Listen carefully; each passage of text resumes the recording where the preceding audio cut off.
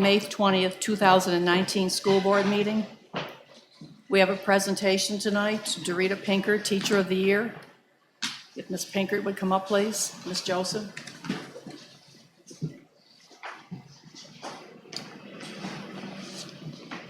Good afternoon.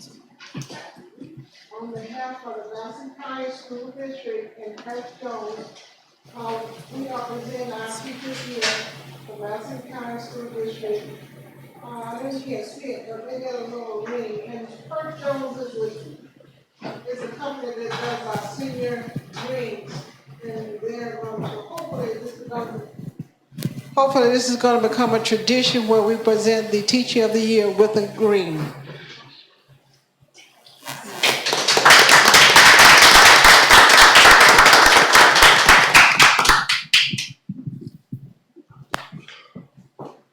I'd like to thank Mrs. Pinker for her many years of dedication to the Madison County School District. You are very much appreciated. Thank you. We have 3 amendments to the agenda. One, we have a joint use agreements. This will be placed under items for individual consideration 4.6. We have a correction to instructional salary schedule. This will be placed under items for individual consideration 5.4. And we also have a discussion and action concerning having 2 regular meetings. This will be placed under items for individual consideration 5.18. Public input. Okay. No public input tonight. All right, consent agenda. I would like to pull, Madam Chairman, 4.8 staff trips, please. You would like to pull that Yes, please, All for right. individual. for individual consideration? Yes, ma'am. All right. I think, Madam Chair, that the easiest thing would be to just make a motion to approve 4.1 Okay. through 4.7 by consent, and then that leaves 4.8. We'll go right into 4.8. All right, let me draw your attention to 4.3, tentative truth and millage, the trim calendar. I placed a calendar in front of each of your spots. We'll have to be available on these dates. And let me ask Mr. Reeves, does this mean the ones that are in bold we have to be available, or it looks like it? Yes. July 22nd. Yeah, if you look at this is all dealing with your ad valorem tax impact. What happens is the property appraiser certifies a roll. That roll, then, the date that the property appraiser certifies the roll, sets off a bunch of other dates that have to be met, and that's all by state law. So, for instance, the July 22nd date, where you'd have a special board meeting, review draft, approve tentative budget. I don't think it has to be exactly that date, but you've only got a few days on either side of that you could probably do that. And so these are good tentative dates to set. And then, as we go on, for various reasons, sometimes the property appraiser may have to certify the roll a little bit later or whatever, and these dates may have to be changed. But what happens is if you change one date, you've got to change all the others, because see, they all key off each other. So you need to approve them at one time, all of these dates at one time, and then if they have to be changed, we'll change all the dates, and bring it back to you for consideration. Thank you, Mr. Reeves. All right, do we have a motion to approve the consent items 4.1 to 4.7? I make the motion to approve the consent items. We have a motion by Mr. Alfred to approve the consent items 4.1 to 4.7. Do we have a second? Second. We have a second by Ms. Williamson to approve the consent items 4.1 to 4.7. Any discussion? By a show of hands, all in favor? Opposed? Becky, 5-0. Items for individual consideration, 5. No, wait a minute. No, 4.8. Let's go to 4.8, yes.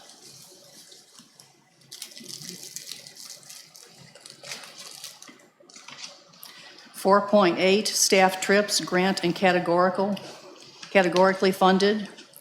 Ms. Joseph. The staff trips we have presented they're grant funded, and your staff that's in charge of that particular area would be attending. We have 1, 2 for school safety specialist training in Orlando at Valencia College. Mr. Ben Killingsworth will be attending that, and it's paid for out of that safety fund. The school safety training in Tallahassee, again, Mr. Ben Killingsworth, because he's our safety person, he would be attending that, and that comes out of that safety fund. Our next trip is for the energy and power final training. That's part of the training through SREB that we were doing with Ms. Goods, and it's paid for out of that project. And so that's not any general funds funding that's paying for that. Our next trip that we have, which one? Is adult ed. Ms. Barbara Patterford is over adult ed at this time, and they've got a training in Jupiter this summer. That comes out of the adult ed grant. Again, that's not out of the general fund grant. The next one is the FAST conference. You have Ms. Bell, she's a new board member, and I'm down there, but I'm down there mostly as a placeholder. If I'm still in the position, I'd like to attend. If I'm not in the position, then the superintendent will be already registered for that. No, the Okay. issue I have with this is that, I mean, it is coming from the general fund, and I know that she's a new board member, and I respect that, but, and I know that in the past, the school district has paid for us to go down there. However, that was prior to our financial urgency in January. Okay. And I know when we went down there in December that we did pay our own way, and I have a hard time being able to justify when we're still having people take furlough days at the end of May, and we're pulling something out of the general fund.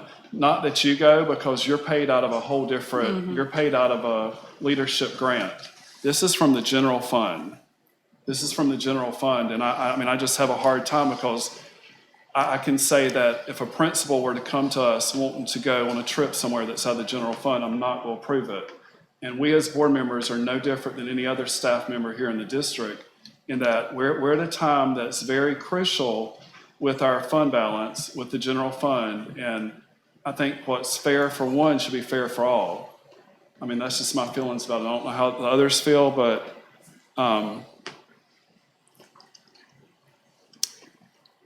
Okay, so you have a concern about that coming out of the general fund.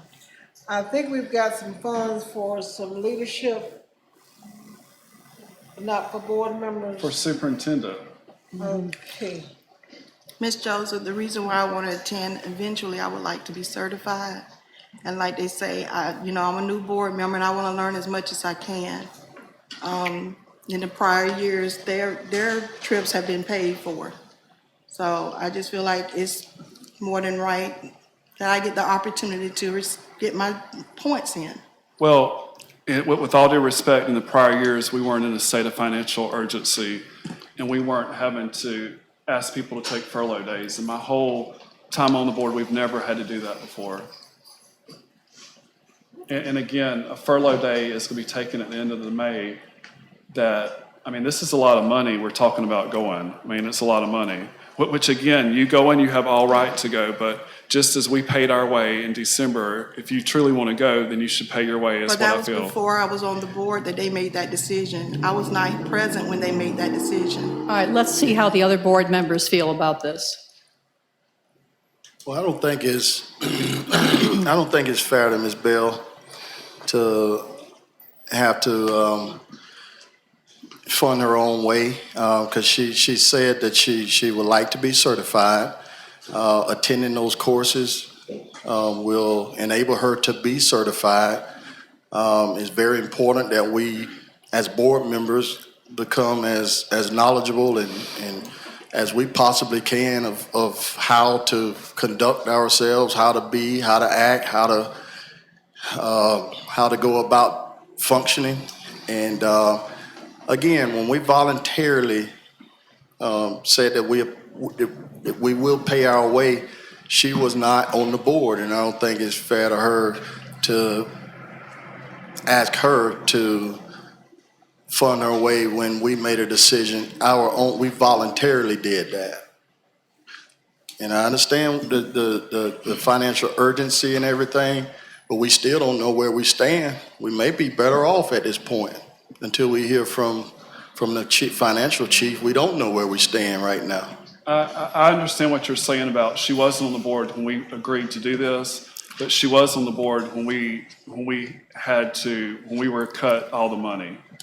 She was on the board when we were notified of the financial urgency. We didn't do this because of financial urgency. We did it because of what had happened down there. And that's why we did it. But us having financial urgency, that should be, as a board member, we should want to do no more than what we're asking other people to do. And I think, Mr. Alfred, the reason why I did it, which was just basically right close to $1,000. Right. Was to help the general fund. That's why I I mean, did it. it was like, I felt like it was a contribution. And that was my reason for doing it. But that was your choice, Well, no, you're right, it was my choice. It was your I choice. chose to contribute. right? You're right. I mean, no one forced me to do it. I didn't have Right. to do it. That was your choice.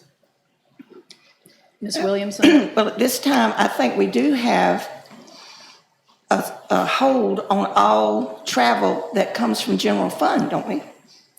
For our staff and our principals and teachers and things, we're not paying for anybody's out of general fund. So what are y'all saying? Y'all saying that since y'all got the opportunity to receive your certification, I should not? We still have to get points every year to keep our certification, and we're doing it, and we're going and to we'll the be paying in classes to keep December. our points and to keep our certification, but we're paying for it. But I wasn't present when y'all decided to do that.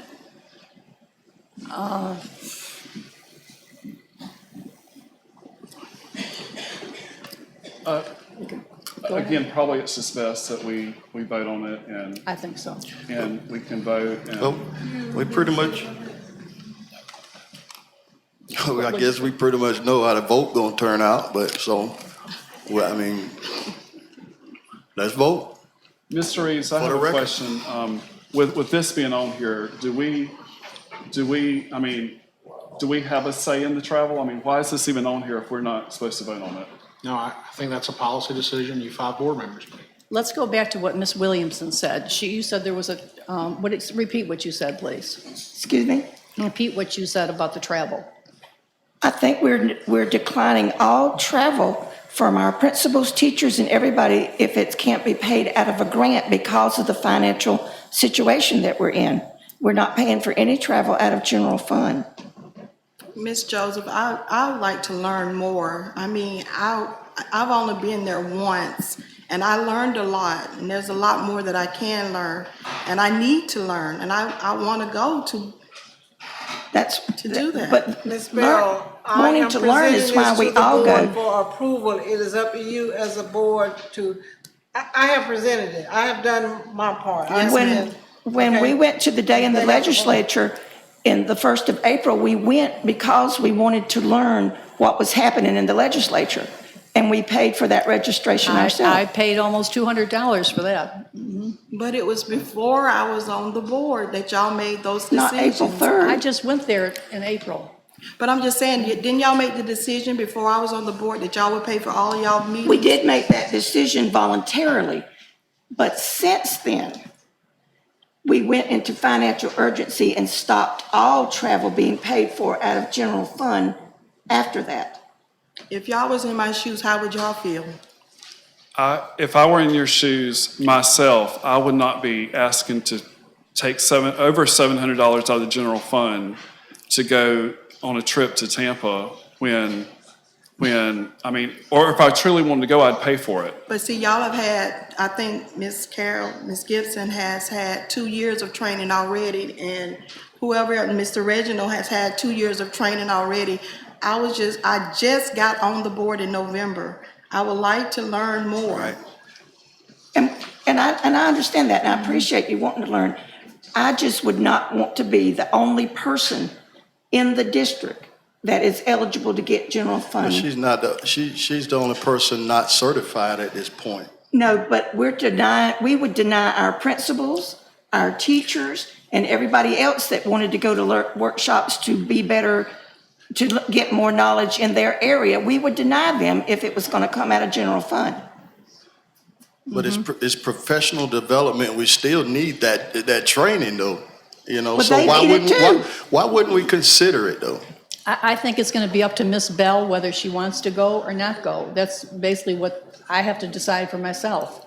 If I want to do something, I have to pay for it. If I don't want to pay, I don't go.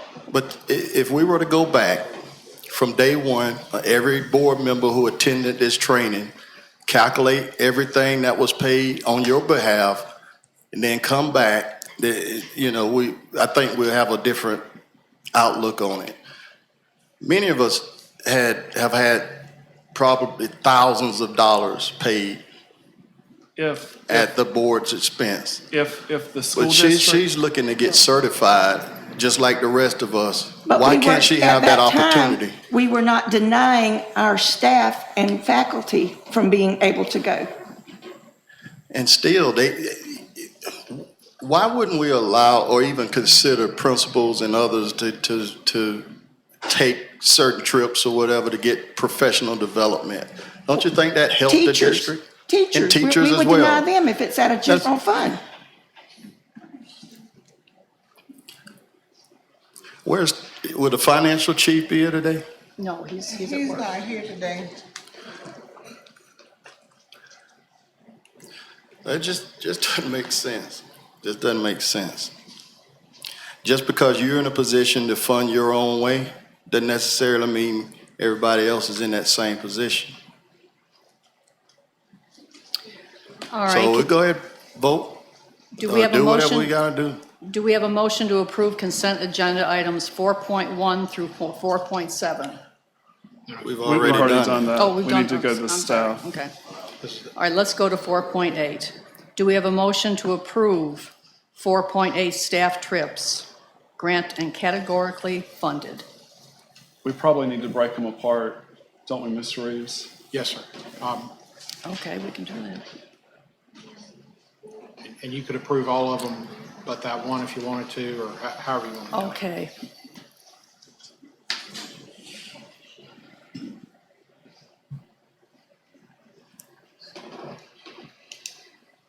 All right, do we have a motion to approve school safety training in Orlando, school safety training in Tallahassee, Madison County High School Energy and Power Training in Huntington, West Virginia, Adult Ed Summer Symposium in Jupiter, Florida, Florida Association of Career and Technical Education Trade Show in Orlando?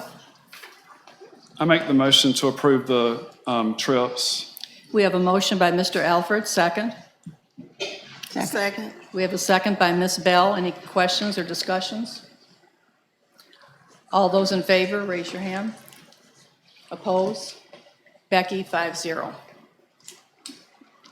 All right. We have a staff trip, FSBA, FADSS Joint Conference in Tampa, June 12th through the 14th, 2019. Ms. Bell and Shirley Joseph. Do we have a motion? Ms. Becky, am I okay to vote on this, or I shouldn't vote at all since it's my name? You're fine to You vote. can vote. I'm fine. Or you can make a motion if you'd like. I make a motion to approve the trip that I wanted to take in Tampa, Florida. We have a motion by Ms. Bell to approve the trip, the joint conference in Tampa, June 12th through the 14th. Do we have a second? Second. We have a second by Mr. Daniels. Any questions or discussions? The I'll- two, Go the ahead. two trips aren't really linked together because Miss Joseph's trip will Right. not be paid out of general fund. So it'll just be Ms. Bell in that trip. Hers, is- Yes, it is. I mean, that's where I've done the PO. But deny it and don't put me in this business. But I thought I we were couldn't hear told, Ms. Ms. Bishop, that we have been told by the past superintendent that hers was from a grant. We do as much as we can for the grant, and then we may be able to put that in.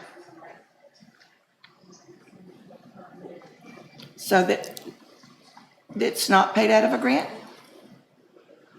Dr. Pickles said that hers was paid out of grants.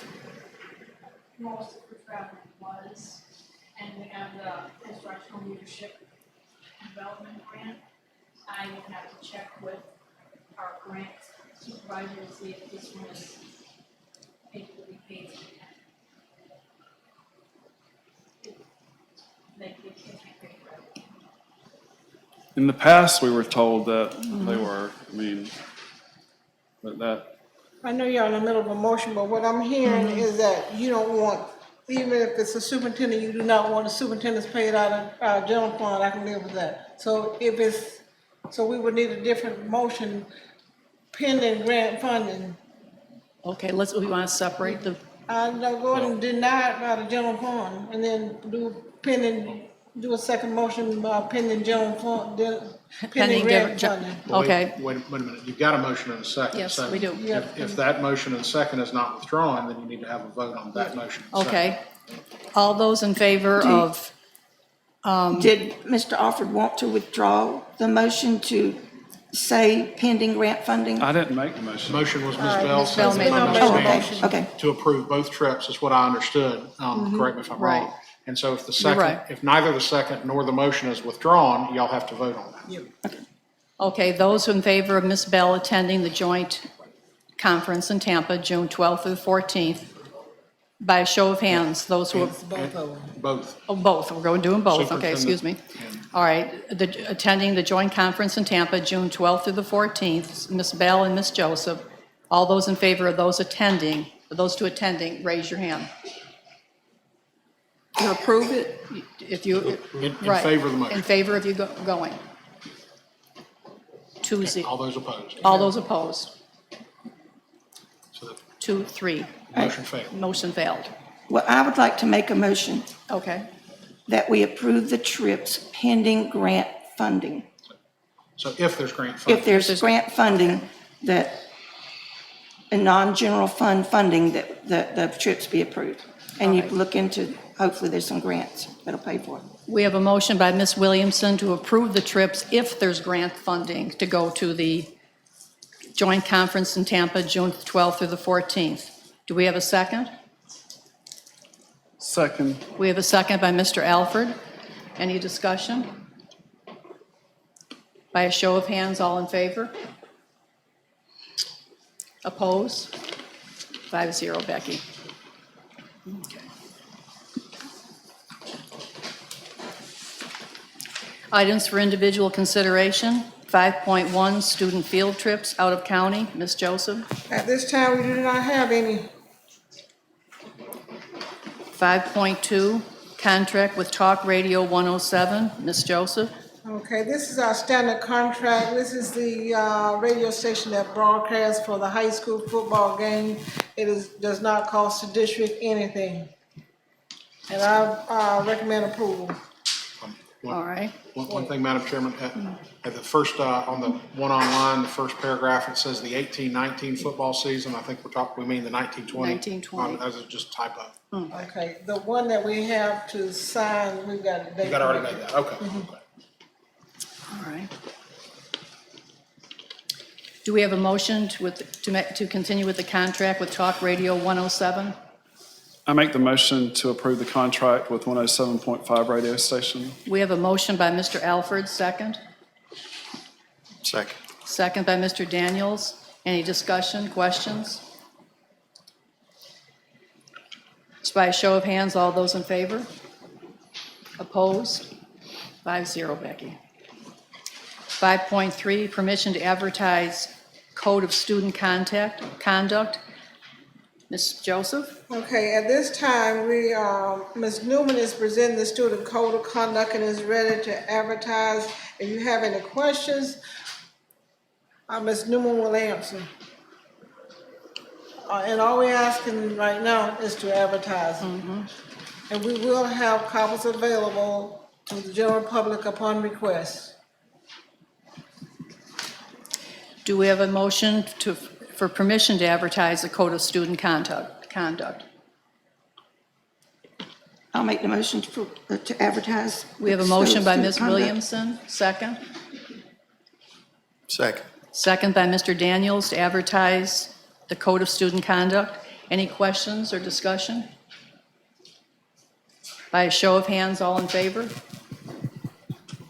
Opposed? 5-0, Becky. 5.4, correction to instructional salary schedule. Ms. Joseph? Okay, this is to correct some paperwork. Mr. Stallnicker, is there anything else you would need to say? No one was paid wrong. Everybody received the correct amount of fees, but he needs to correct some paperwork. Mr. Stallnicker? When I was given an instructional salary schedule to get approved by the board, it had the correct dollar amounts for their normal wages. But as you can see, it had 1415, and just trying to help finance out, and I was given the wrong sheet. We just need to make that change. The numbers are correct in Skyward, and everybody's being paid correctly. Thank you, Mr. Stallnaker. Do we have a motion for the correction to the instructional salary schedule? I make the motion to approve the correction to the instructional salary schedule. We have a motion by Mr. Alford, second. Second. Second by Ms. Williamson. Any discussion or questions? By a show of hands, all in favor? Oppose? Becky, 5-0. 5.5, letter of engagement with Buescher and Copeland for internal audits. Ms. Joseph? Okay, this is the firm that does our internal audit, our internal accounts. And if you see on the third page, there's a fee that he lists between $10,950 and $13,150. Last year, we paid $13,100. I vote for, I don't vote. I recommend approval of this. He's not calling it a contract, but it's engagement of his services. So he Okay. can get started as soon as possible. All right, I'd like to include not to exceed $13,150. Okay, we'll get with him and we'll change that language and so. Okay. Put it in your motion. All right, do we have a motion for the letter of engagement with Buescher and Copeland for internal audits with the stipulation not to exceed $13,150? So we're just going to add that not to exceed on page 3. I'll make the motion. We have a motion by Ms. Williamson. Second? Second. Second by Mr. Daniels. Any discussion or questions? By a show of hands, all in favor? Oppose? Becky, 5-0. 5.6, 2019-2020 dress code. Ms. Joseph? Okay, presented before you right now is our 2019-20 dress code. Our committee has worked on it and it's lean and clean, and hopefully we'll be able to pass it out to the students, share it with the parents as soon as possible. Ms. Newman and her committee worked on this. There were no changes from last year. Thank you, Ms. Joseph. Do we have a motion to approve the 2019-2020 dress code? I made the motion to approve the 2019-2020. We have a dress code. motion by Ms. Bell, second. Second. Second by Ms. Williamson to approve the 2019-2020 dress code. Any questions or discussions? By a show of hands, all in favor? Oppose? Becky, 5-0.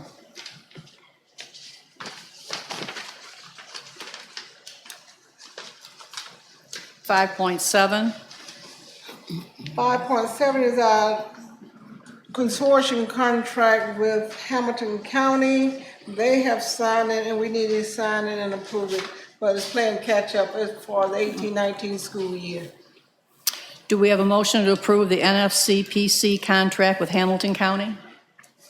I make the motion to approve the contract with Hamilton County. We have a motion by Mr. Alford, second. Second. Second by Ms. Bell to approve the NFCPC contract with Hamilton County. Madam Chairman, Yes, sir. may I interject? The contract is actually between Madison County, not North Florida Career Pathways.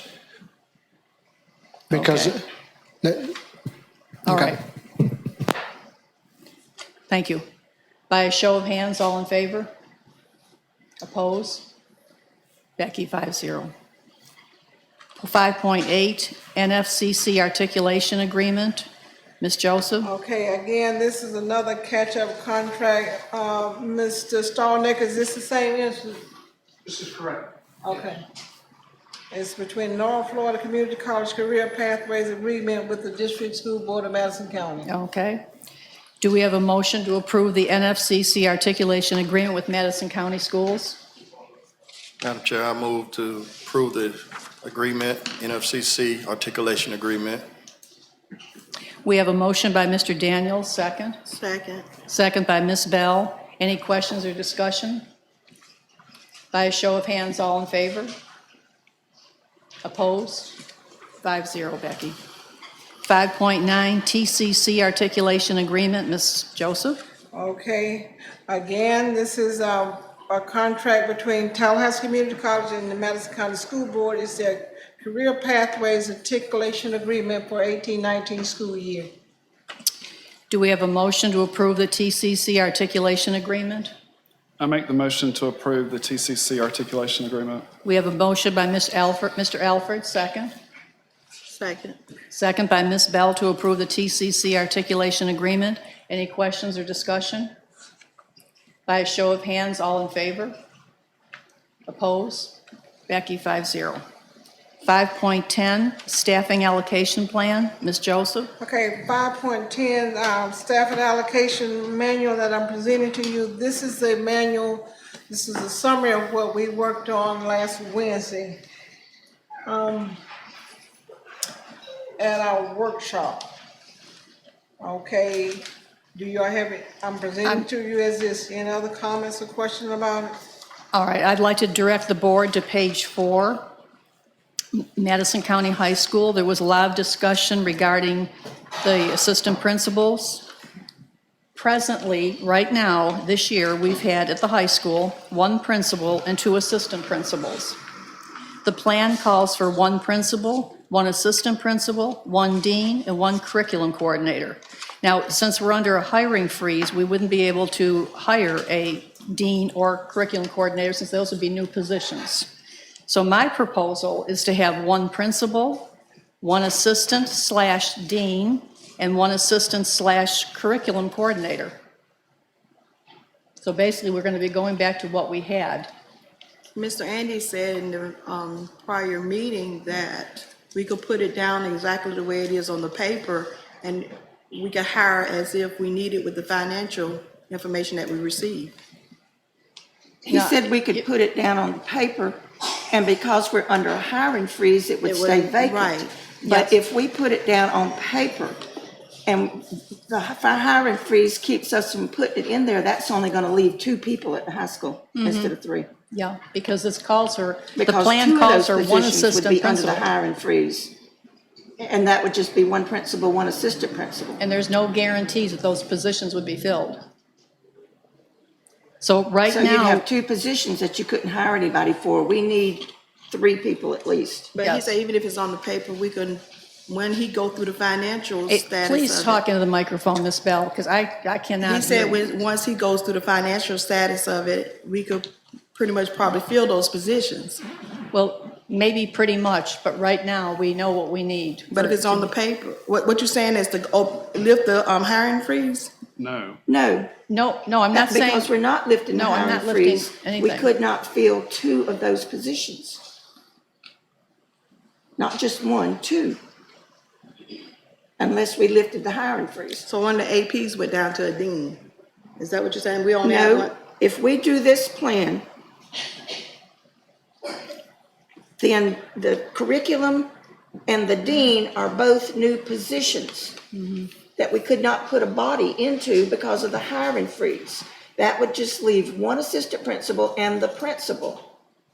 and they need 2 they need 3 people out there. And I know, and I checked, and Ms. Robin may be able to verify this.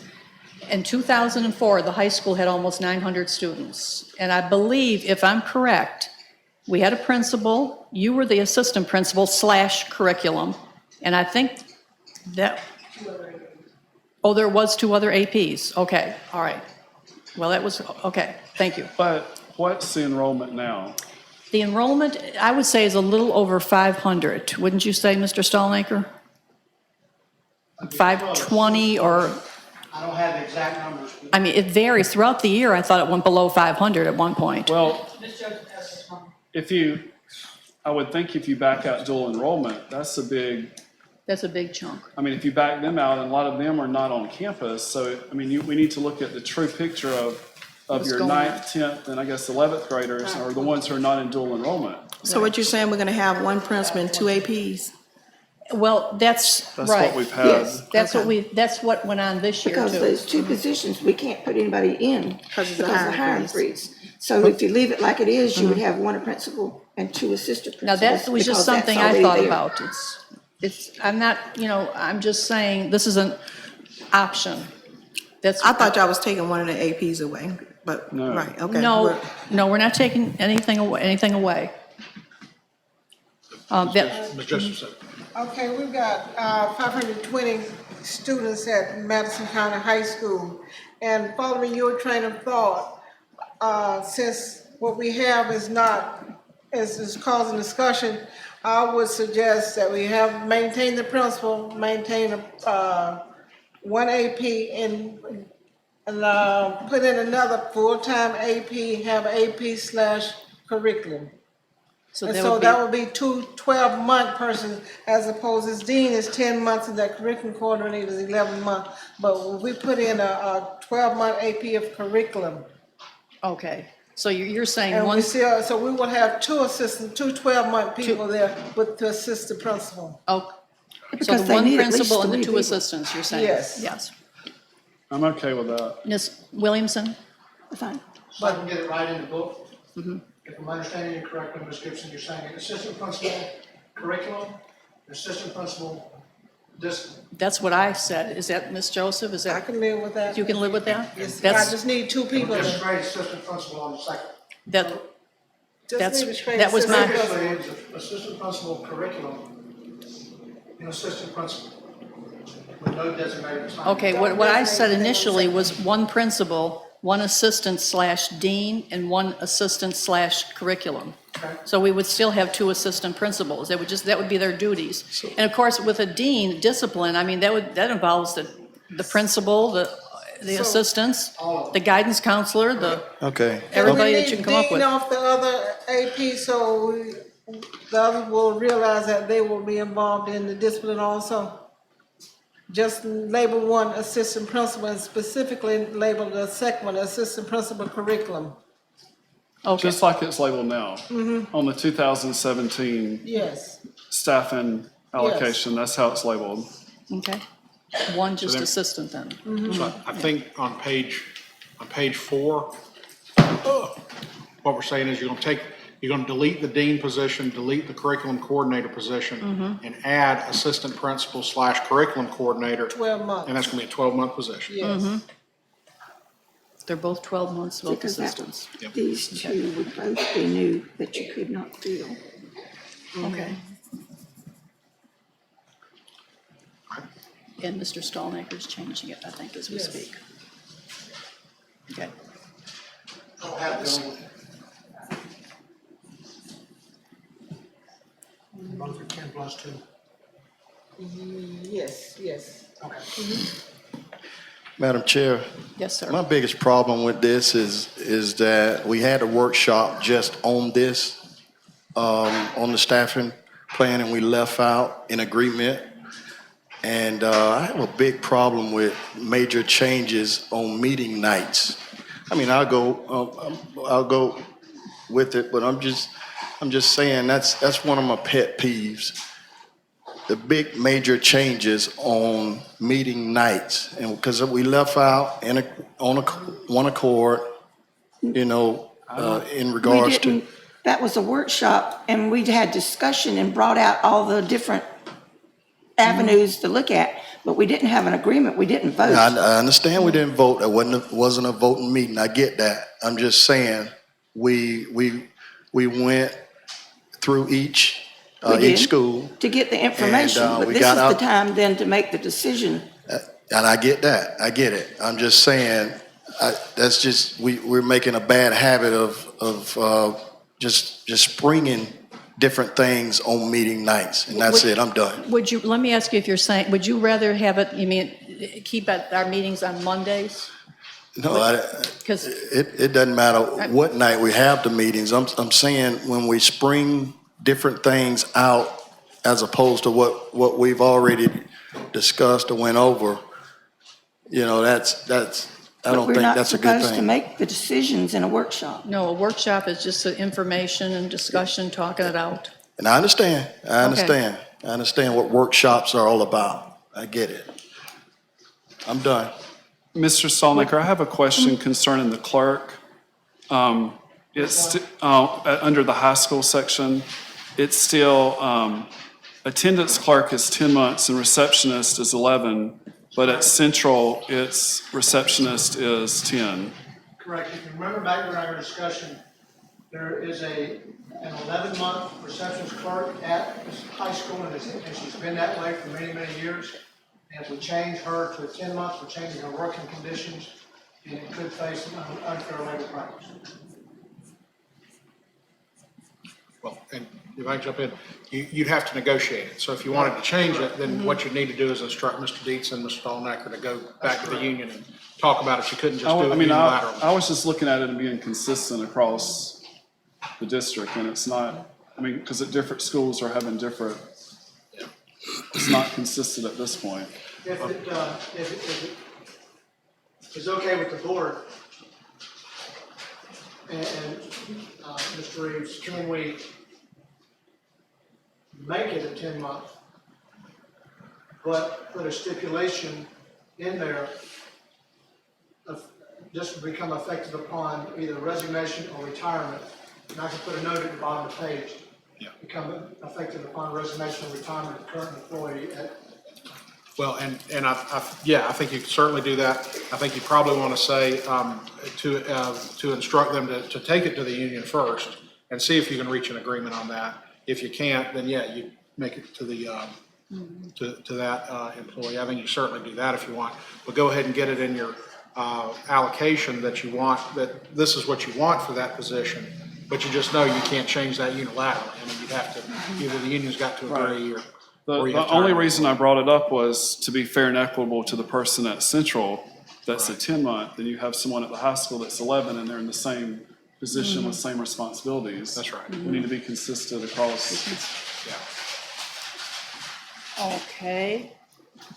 Let me get your attention to page 5, please. This was something else that we spent quite a bit of time discussing. The staffing specialist.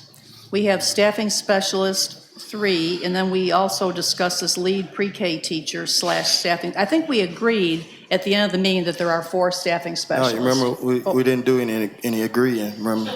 Oh, well, okay. No, we didn't do any voting, you're right. Right. But that was placed at the end of her title. It is part of her title. I mean, it was placed, it's currently now on this thing that Mr. Stallnaker gave us, and it wasn't that night. Right. As a matter of fact, I saw that person at Greenville and Pinetta doing her job as a staffing specialist after this workshop. All right. We originally they had 5 positions, and basically we're down to 4 positions right now. We know what the study said. We've been talking about that for a couple of Actually, are there still 5 positions because we've not eliminated the one that's not filled? No. It's still there, it's just not It's filled, not is that filled. correct? We Right. already reduced that off the staffing table. Okay. Okay, so it's been reduced to 4, okay. How does the board feel about this? I thought we were going to receive information by this meeting concerning the new charter. Weren't we told that night, that we would be given information of what, I mean, we were told all the new duties they're going to have with the new charter coming in. I'm not over the charter, but we have a contract, we can get you the contract. But no, As for the duties, I don't know what. But no, duties- that night we were told we would be given information concerning what the new, The residential charter. the residential, what new duties we're going to bring about as of that, so we could better make the decision of whether we needed to cut or not. But then you said that if we do have a new charter school, that we will need 4 staffing specialists? But the thing is, No. if we do have a new charter school, Yeah. we don't know the numbers. We don't have any information on that new residential charter school. And it could always I mean, be it's- addressed later, It hasn't too. even come to the board yet for us to approve the charter. I'd like to go back to the lead pre-K teacher / staffing specialist.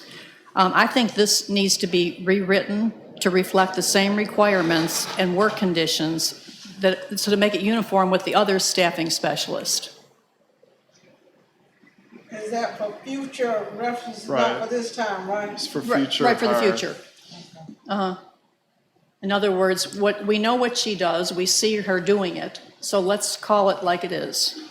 In the same situation, if I may, with the receptionist clerk.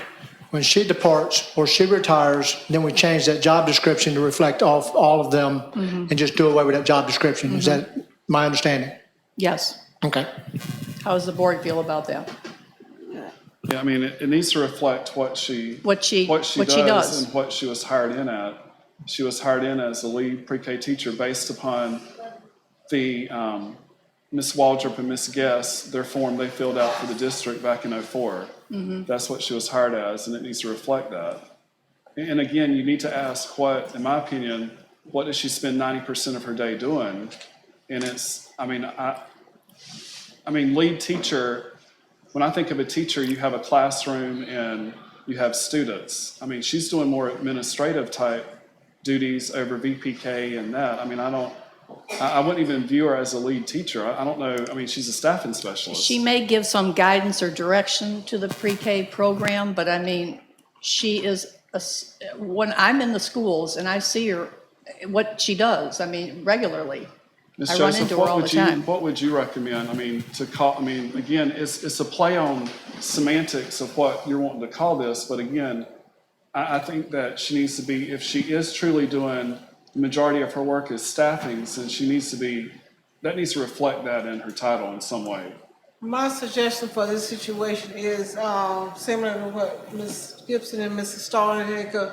We rewrite that job description and rewrite the requirements, but the present person in there be grandfathered Right. in, and we deal with it, and she remains what she's doing. But any future hires will be duly called a staffing specialist with new job requirements and new responsibilities. But present person in, as long as she stays in that position, we'll just have to grandfather her in. I agree with. I agree. I agree with it's only fair to her. She's been there for 15 years and And doing a good job. doing a good job. And Mr. Reeves, do you have any? Just one thing you might want to, and might be a better question for Ms. Newman. Are there any, ESE or Title I or any of those requirements that would require her to be named, that position to be named a certain thing? From what I understand, when Ms. Guest and Ms.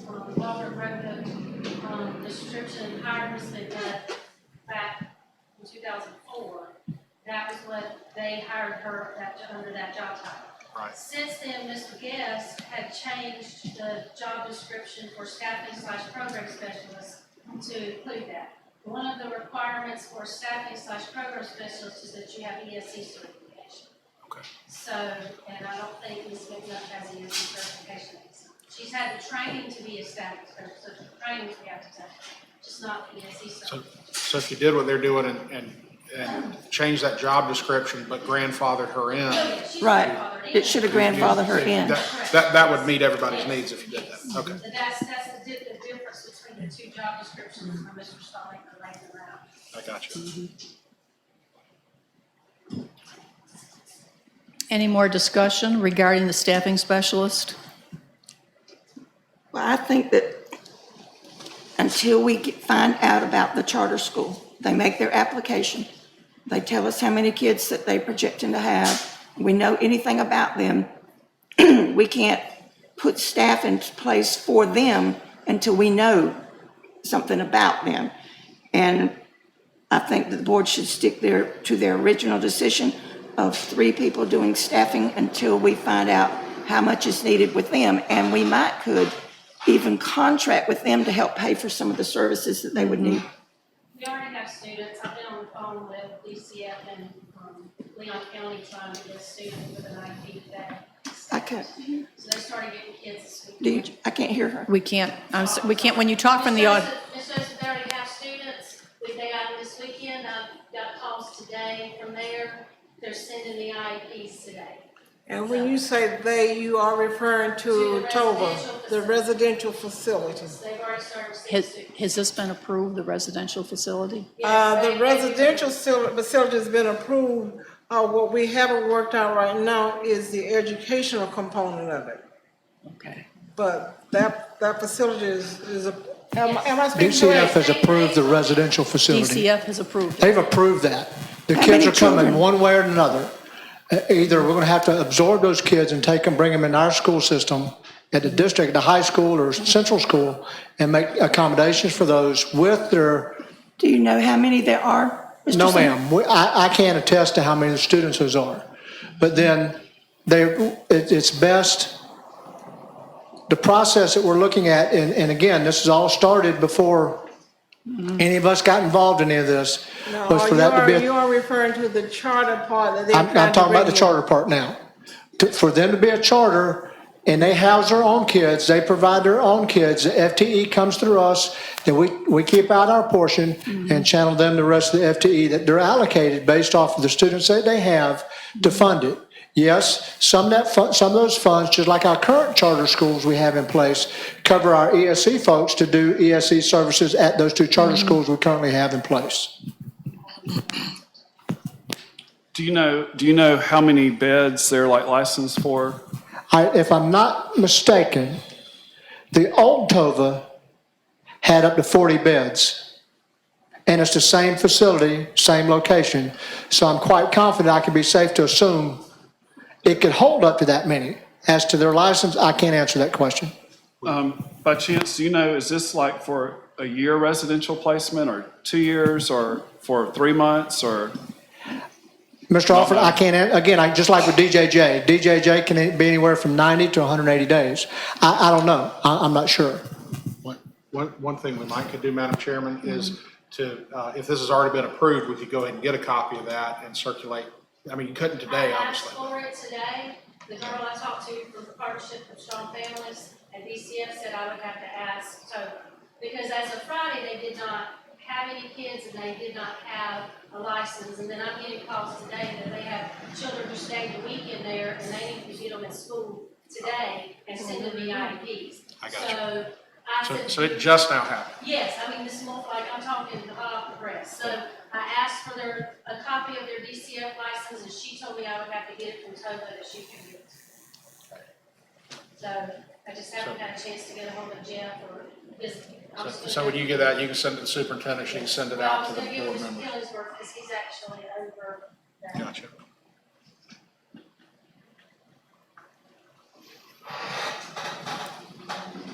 I think at this point, we need to stay right where we're at until anything changes. Well, I think we should go back to our original plan of having the 3, because if they come and if they bring children, then we can hire We can another one. always change it. We can always put more in They may even need somebody place. half-time at their facility. But why hire Find when out we the already got somebody situation. else? Now, in place. excuse me, one person at a time. Ms. Williamson, you were still, finish up if you, I mean, but why would we have to go back and hire somebody else when we already got the number Because of if people they in don't place? come, or they're not the projected number, then we have somebody that that they wouldn't need. But didn't they just say that they already have been approved with students? How many?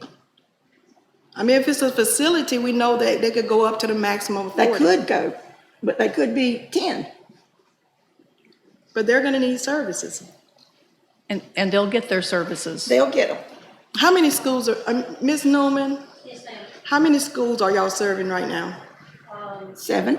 We serve all the schools, we serve the charter, and these are IDEA requirements. We serve the 2 charter schools, the private school, and then we have the DJJ facility and, Rite of Passage is Excel. So you have 7 schools that you're providing service for. I know counties that has 2 schools that are providing service with 2 staffing specialists, and we have 7 schools. It's not the number of schools, the number of students that you're serving. Well, how many students are you providing services for? According to DOE, 439. That is a lot. Yes, that's just ESC students with disabilities. That doesn't include gifted, ESOL, 504s, and the mental health students. So with 4 staffing specialists, y'all are providing services for 400 and some kids. I think that's one, with students with disability. That's wonderful. I think Swanee County does better with 3 staffing specialists than 960. I don't know much about Swanee counties, but I do know about Hamilton County. And Hamilton County provides service with a little over 200, they're serving a little over 200, and they have 2 staffing specialists. So if y'all got 400 students that, or more, that y'all are gonna be providing service for, I'm thinking that y'all gonna get more into the county. I think with 4, we're gonna need 4.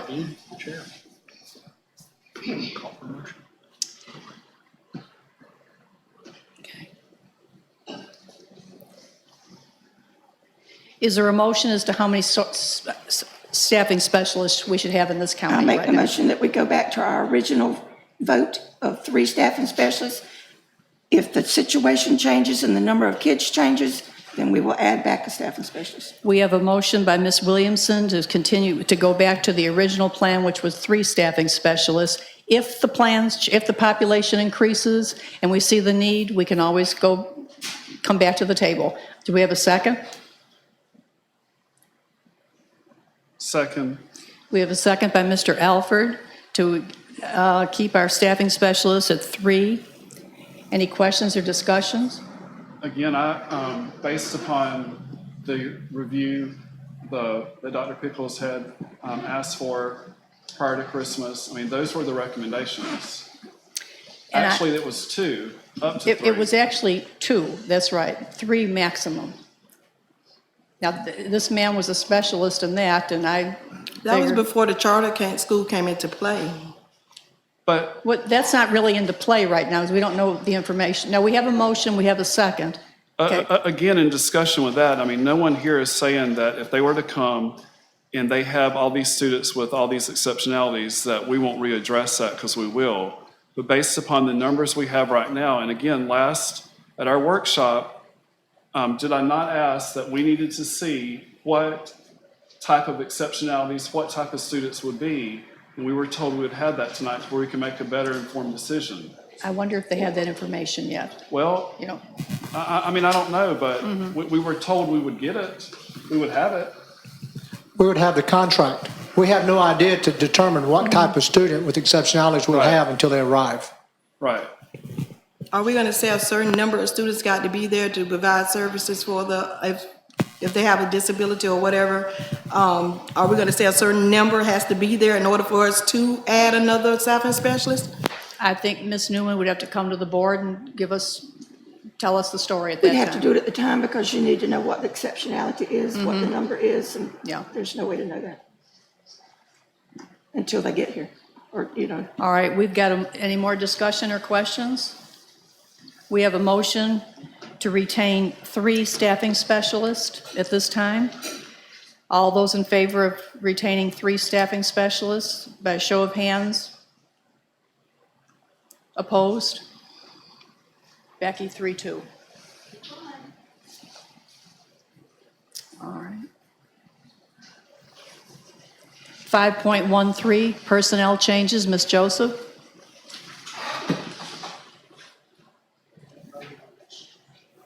Wait a minute, I just remembered. You got to vote on the whole thing. Okay, we did not vote on the entire I know, thing. I'm going back to it, yeah, I know. Do we have a motion to approve the staffing do we have a motion to approve the staff allocation manual with changes within? And I think you need to specify if you're going to do the assistant principal at the high school and is it the clerk at the high school? Okay. Well, no, I mean, they haven't voted on it, that's what I'm It has to be saying. included in the motion. They need to approve that as part of the motion. Okay, do we have a motion to approve the staffing allocation manual with our changes at the high school? Let me get it around. Well, I think I know it by heart. We'll retain 1 principal, 1 assistant principal, 1 assistant, no. Oh, I thought you said Yeah, something. assistant principal curriculum, 1 assistant principal / curriculum, both 12 months. both 12 months. We also have decided to keep 3 staffing specialists on board. Do we have a motion to approve the staff allocation plan? I'll make the motion to approve the staff allocation plan. We have a motion by Ms. Williamson, second. Second. Second by Mr. Alford. Any questions or discussion? By a show of hands, all those in favor? Oppose? Becky, 3-2.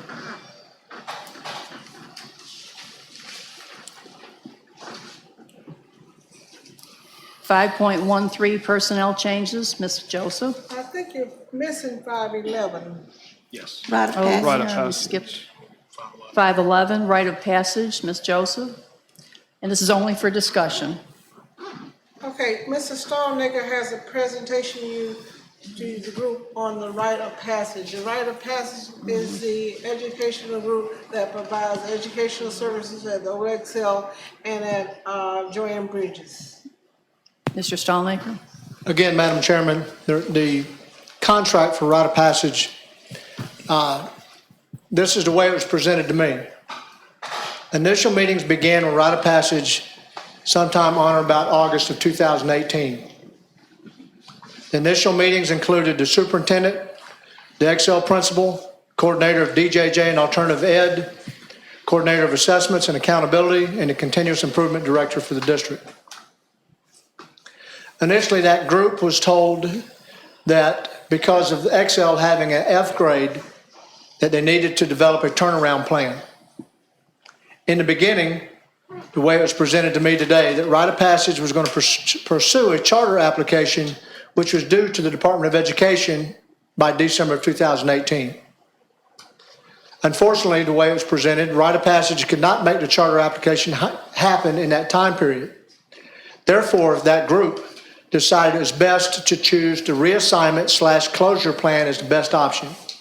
And that closure plan, reassignment/closure plan, is attached to board docs. In that plan, those students would be reassigned to their home school on paper and then remain at the Excel school as a satellite campus. It was also decided to keep educating, like I said, to keep educating those students at the Excel campus and using rite of passage staff for the duration of the rite of passage contract. The contract for rite of passage expires June 30th, 2019. Therefore, we have to give them a 30-day notice of any changes or modifications. Now, in the turnaround plan, there's 3 steps. The first step is to reassign all students to their home school in MIS. And it's my understanding this was done. The second step is to track all students who were enrolled at Excel on or before December 2018. Again, this information is written in that turnaround plan. I believe it's for a period of 3 years. The third part of the turnaround step is reassignment of instructional personnel and administrators. Obviously, with the revision of the contract for rite of passage, this portion will take care of itself when rite of passage is no longer providing educational services to those Excel students. And again, like I mentioned, the turnaround plan that's attached to board docs, I've highlighted those 3 assurances. And I've also highlighted on page 4 that this turnaround plan was submitted to DOE, the Bureau of School Improvement, on September 17, 2018. I have a concern. Maybe you're looking at something different than what we have. Under Assurance 1, closure and reassign of students, the first box that's checked, the district shall close the school and reassign students to a higher performing school with a C or higher in the district. But you're saying that it was in there that they're staying at Excel, but that isn't what The students are assigned to the central school and assigned to the high school, which again, this was what was done back under this group's process. If you look in that box, it'll give you a time frame when they had. And they're just going to have a satellite campus. Correct. And that box is the part that we fill in that the Excel students will close and reassign students. The the proposed date is December 19th. So I assume that's when that happened. So let me clarify this. At this point, the building is empty. No, sir. At this point, the building is still occupied with Madison County Central School students and Madison County High School students who were previously Madison County Excel students prior to this date. So, It's just at a remote site, remote location at the Excel campus being taught currently by those teachers that were assigned to the Excel school. but again, the problem I'm having interpreting what is said, under the first bullet, the district shall close the school and reassign students to a higher performing schools with a C. Excel had an F, so it's not a higher performing school. And then it says under the box, the Madison County Excel Alternative Education Center will close and reassign students to the higher performing home schools. The proposed closure reassignment date is December the 19th. Here it is, May the 20th, and students are still there at the school. So based upon what this is saying, by the December the 19th, they should have been sent back to the high school? Mr. Alford, I can't answer some of your questions because obviously I was not part of this group or part of these discussions. I'm just answering as best as I can with the But based information I upon have. reading this, Ms. Joseph, do you interpret that as that? That's what I'm seeing, but what I'm seeing, they said they were gonna reassign them there, but they chose because we had the contract with rite of passage, and so they decided to leave them there. I don't know why they did what they did. I think Were they what reassigned on what they're paper? trying to say that they're doing is that I they don't know what- closed the school. They closed the school. This is say And they the were middle closed. school children got assigned back to Central. On And the paper. high school children got assigned back to the high I think school. on paper and But they computer. attend these classes as a satellite campus of the Central School and the high school. But That is correct. They're not a school of themselves. They're part of Central School and the high school, I a mean- satellite campus. But Ms. Williamson, with all due respect, it's not that, it doesn't say that on the paper. That may But may I have been, think that's what they're trying to say. that may be the intent, but based on the first bullet by DOE, it says they should be reassigned to a high-performing school with a C or higher in the district. Well, what they're saying is they are, because you took those middle school kids and they're not assigned to the alternative school anymore, they're assigned to Central. It's my understanding they closed that school number. Ms. That school number Thomas is no is longer here, available. she But could the probably students answer stayed some there, of y'all though. questions. The students stayed there. But in the next bullet, it says the district shall ensure that students are not assigned to instructional personnel rated as unsatisfactory or needs improvement based on the VAM. So if those teachers were the same ones they had, I would think you would need to have new teachers also. Unfortunately, Mr. Alford, you're asking the wrong person. Ms. Thomas, can you answer some of these questions? I can. The teachers that they were reassigned to actually were high-performing students. They had band scores and everything that was checked. The teachers they were assigned to for academic courses were under APEX. The decision was made to leave the students at the satellite campus due to some of the other issues posed that would come about if those students returned to the main campus. Meaning some of the behavior issues, some of the game-related issues, that type of thing. It was mainly decided because of a safety concern that they would remain there. Currently, the students are assigned to their home schools. As far as their schedules are under Madison Central and Madison County High School. They're simply being served at Excel for most of the safety precautions. How And the many? teachers there are high performing or performing. Yes, the high-performing teachers they have are their APEX teachers. So online. How many high school students sat for the FSA? Total high school students would have been about 15. 15. How many middle school? The rest of those would have been middle school, except for seven of those would have been illiterate. The rest were middle school. So what is the total number there? Currently 41? Can I jump in? Mr. Reeves? Can I ask a question? What grade level do y'all go down to? currently fifth grade. There have been requests to go lower. But this is the first year we have fifth grade, and we currently have seventh. Madam Chair. Mr. Reeves? I think you're asking all the right questions. I mean, good that you need to figure this out, but you got kids are only gonna attend school now for 4 more days this year. So however we've been doing it, y'all aren't gonna change that tonight, I wouldn't No. think. You're gonna keep doing it. I think the question's gonna be, for next year, are we gonna keep doing it this way, or are you actually physically gonna put those kids back at the central school and the high school? And I think that's what Ms. Joseph and her staff need to make a not today, but I mean, y'all need to make a recommendation to the board and maybe workshop it and talk that through. And I don't wanna say don't ask these questions. I think they're very good questions. I don't know how practical they are, because you only got 4 days left in this term. You know, and the bigger, probably more pressing issue is what are you gonna do next year? I understand that, Ms. Reeves, but I just wanted on the record that, again, this is the first, a meeting or so ago, we heard of this grade. Absolutely. And what concerns me is that you have 15 students at the high school and 34 at the central who could go in their, well, will go in their grade, and it could greatly affect them if they're level ones or they haven't made progress. I mean, that's the thing that I'm worried about, because statistically, 15 students could be significant. One comment about the grade, if this move didn't happen to December 18th to be included in a school's grade, the student must have been registered in that FT school, counts. both FT, both surveys.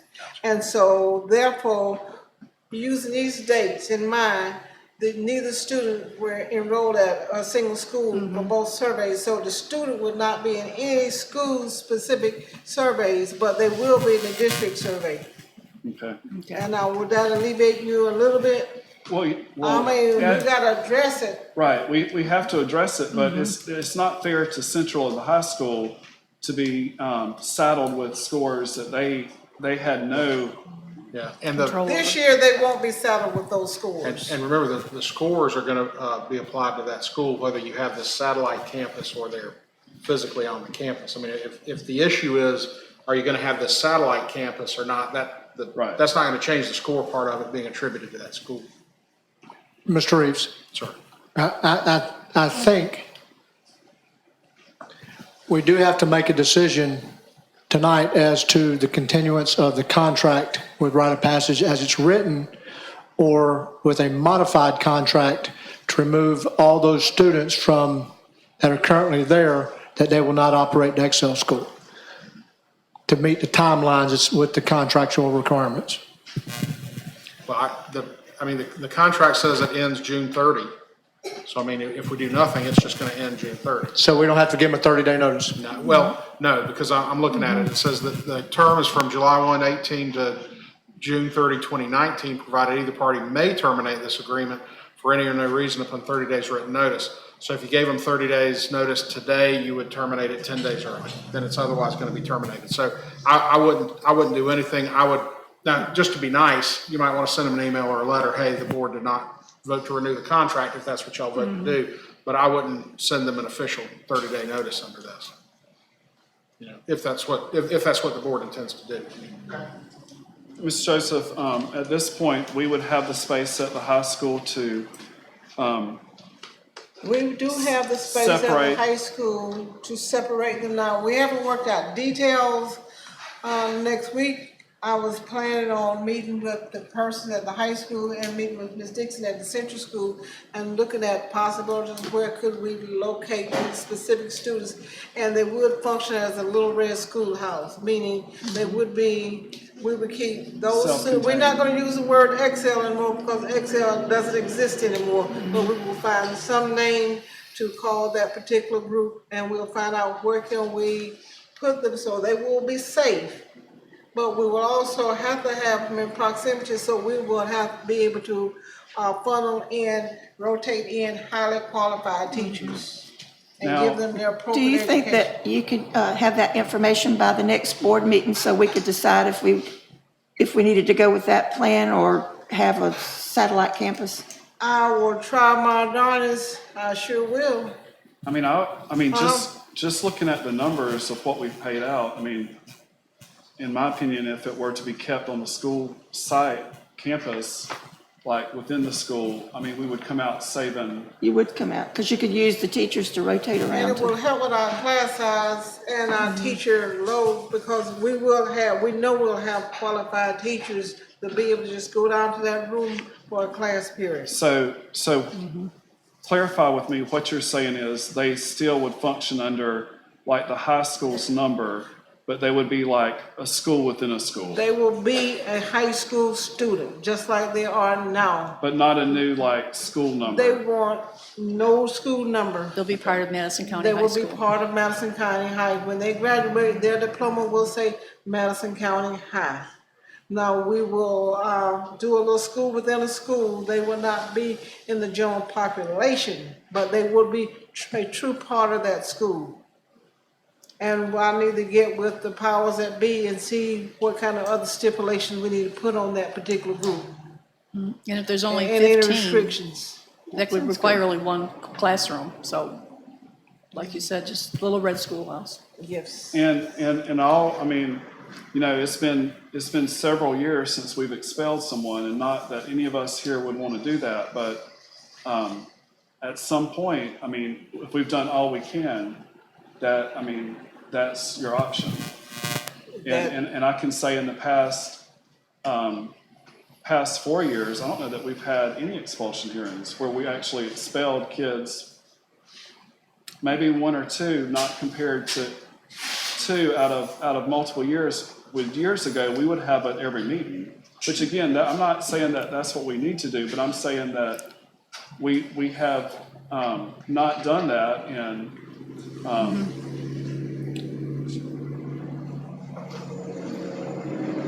it's an option. I But if mean, it's necessary, Okay, it's that option necessary. still remains on the table, and we will, our main thing is to educate our kids as well as keep them safe. We want that to happen for all students, not just for a select pocket of students. We want it to happen for all students.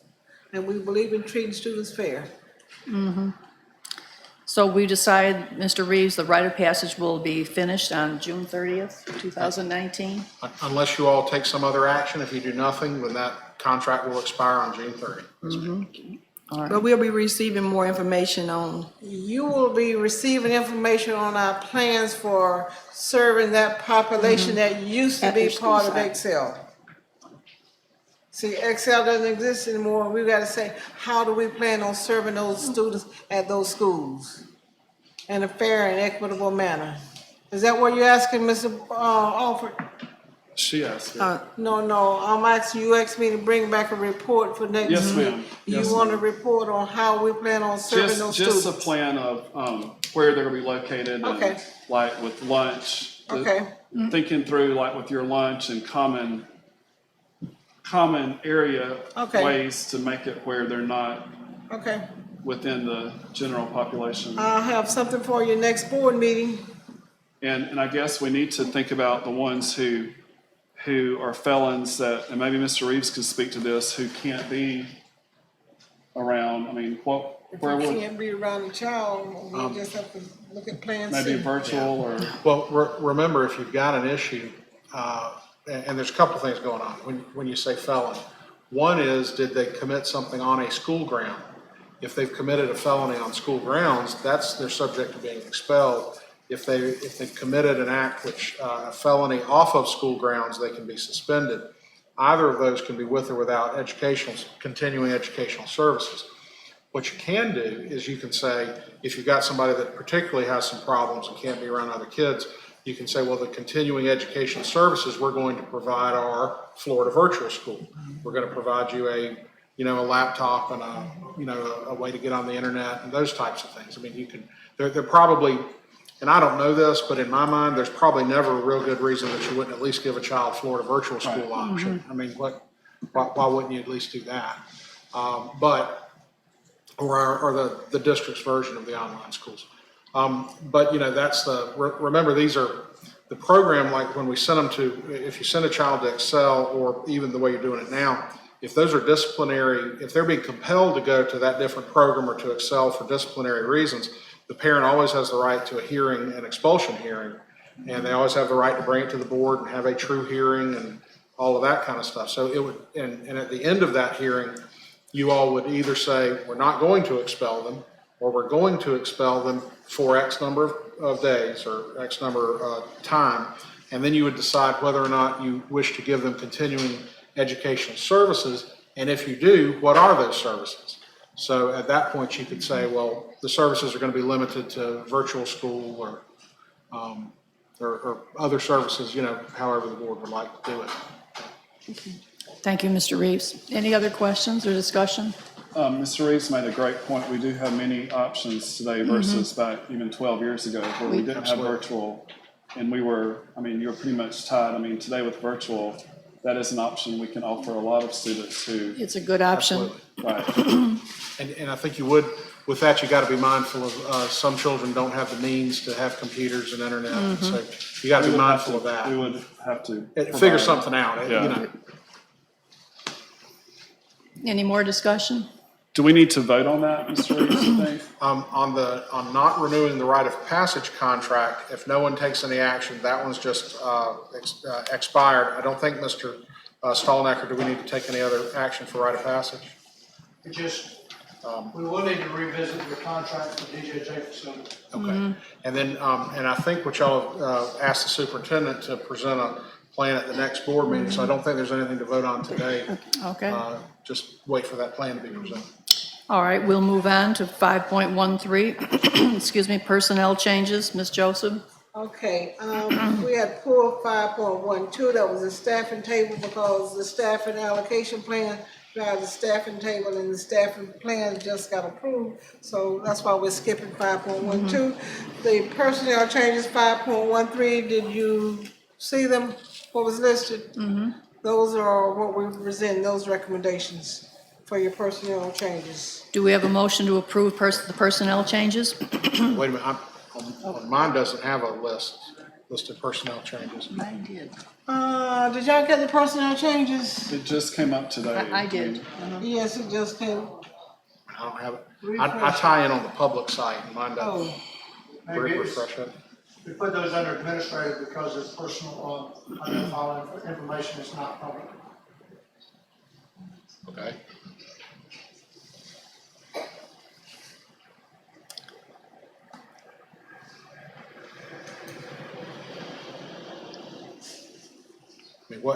That's our normal sheet that normally is Yep. available public. I can't answer that one. She's standing there in the whole thing. It's just that sheet. Okay. It's just,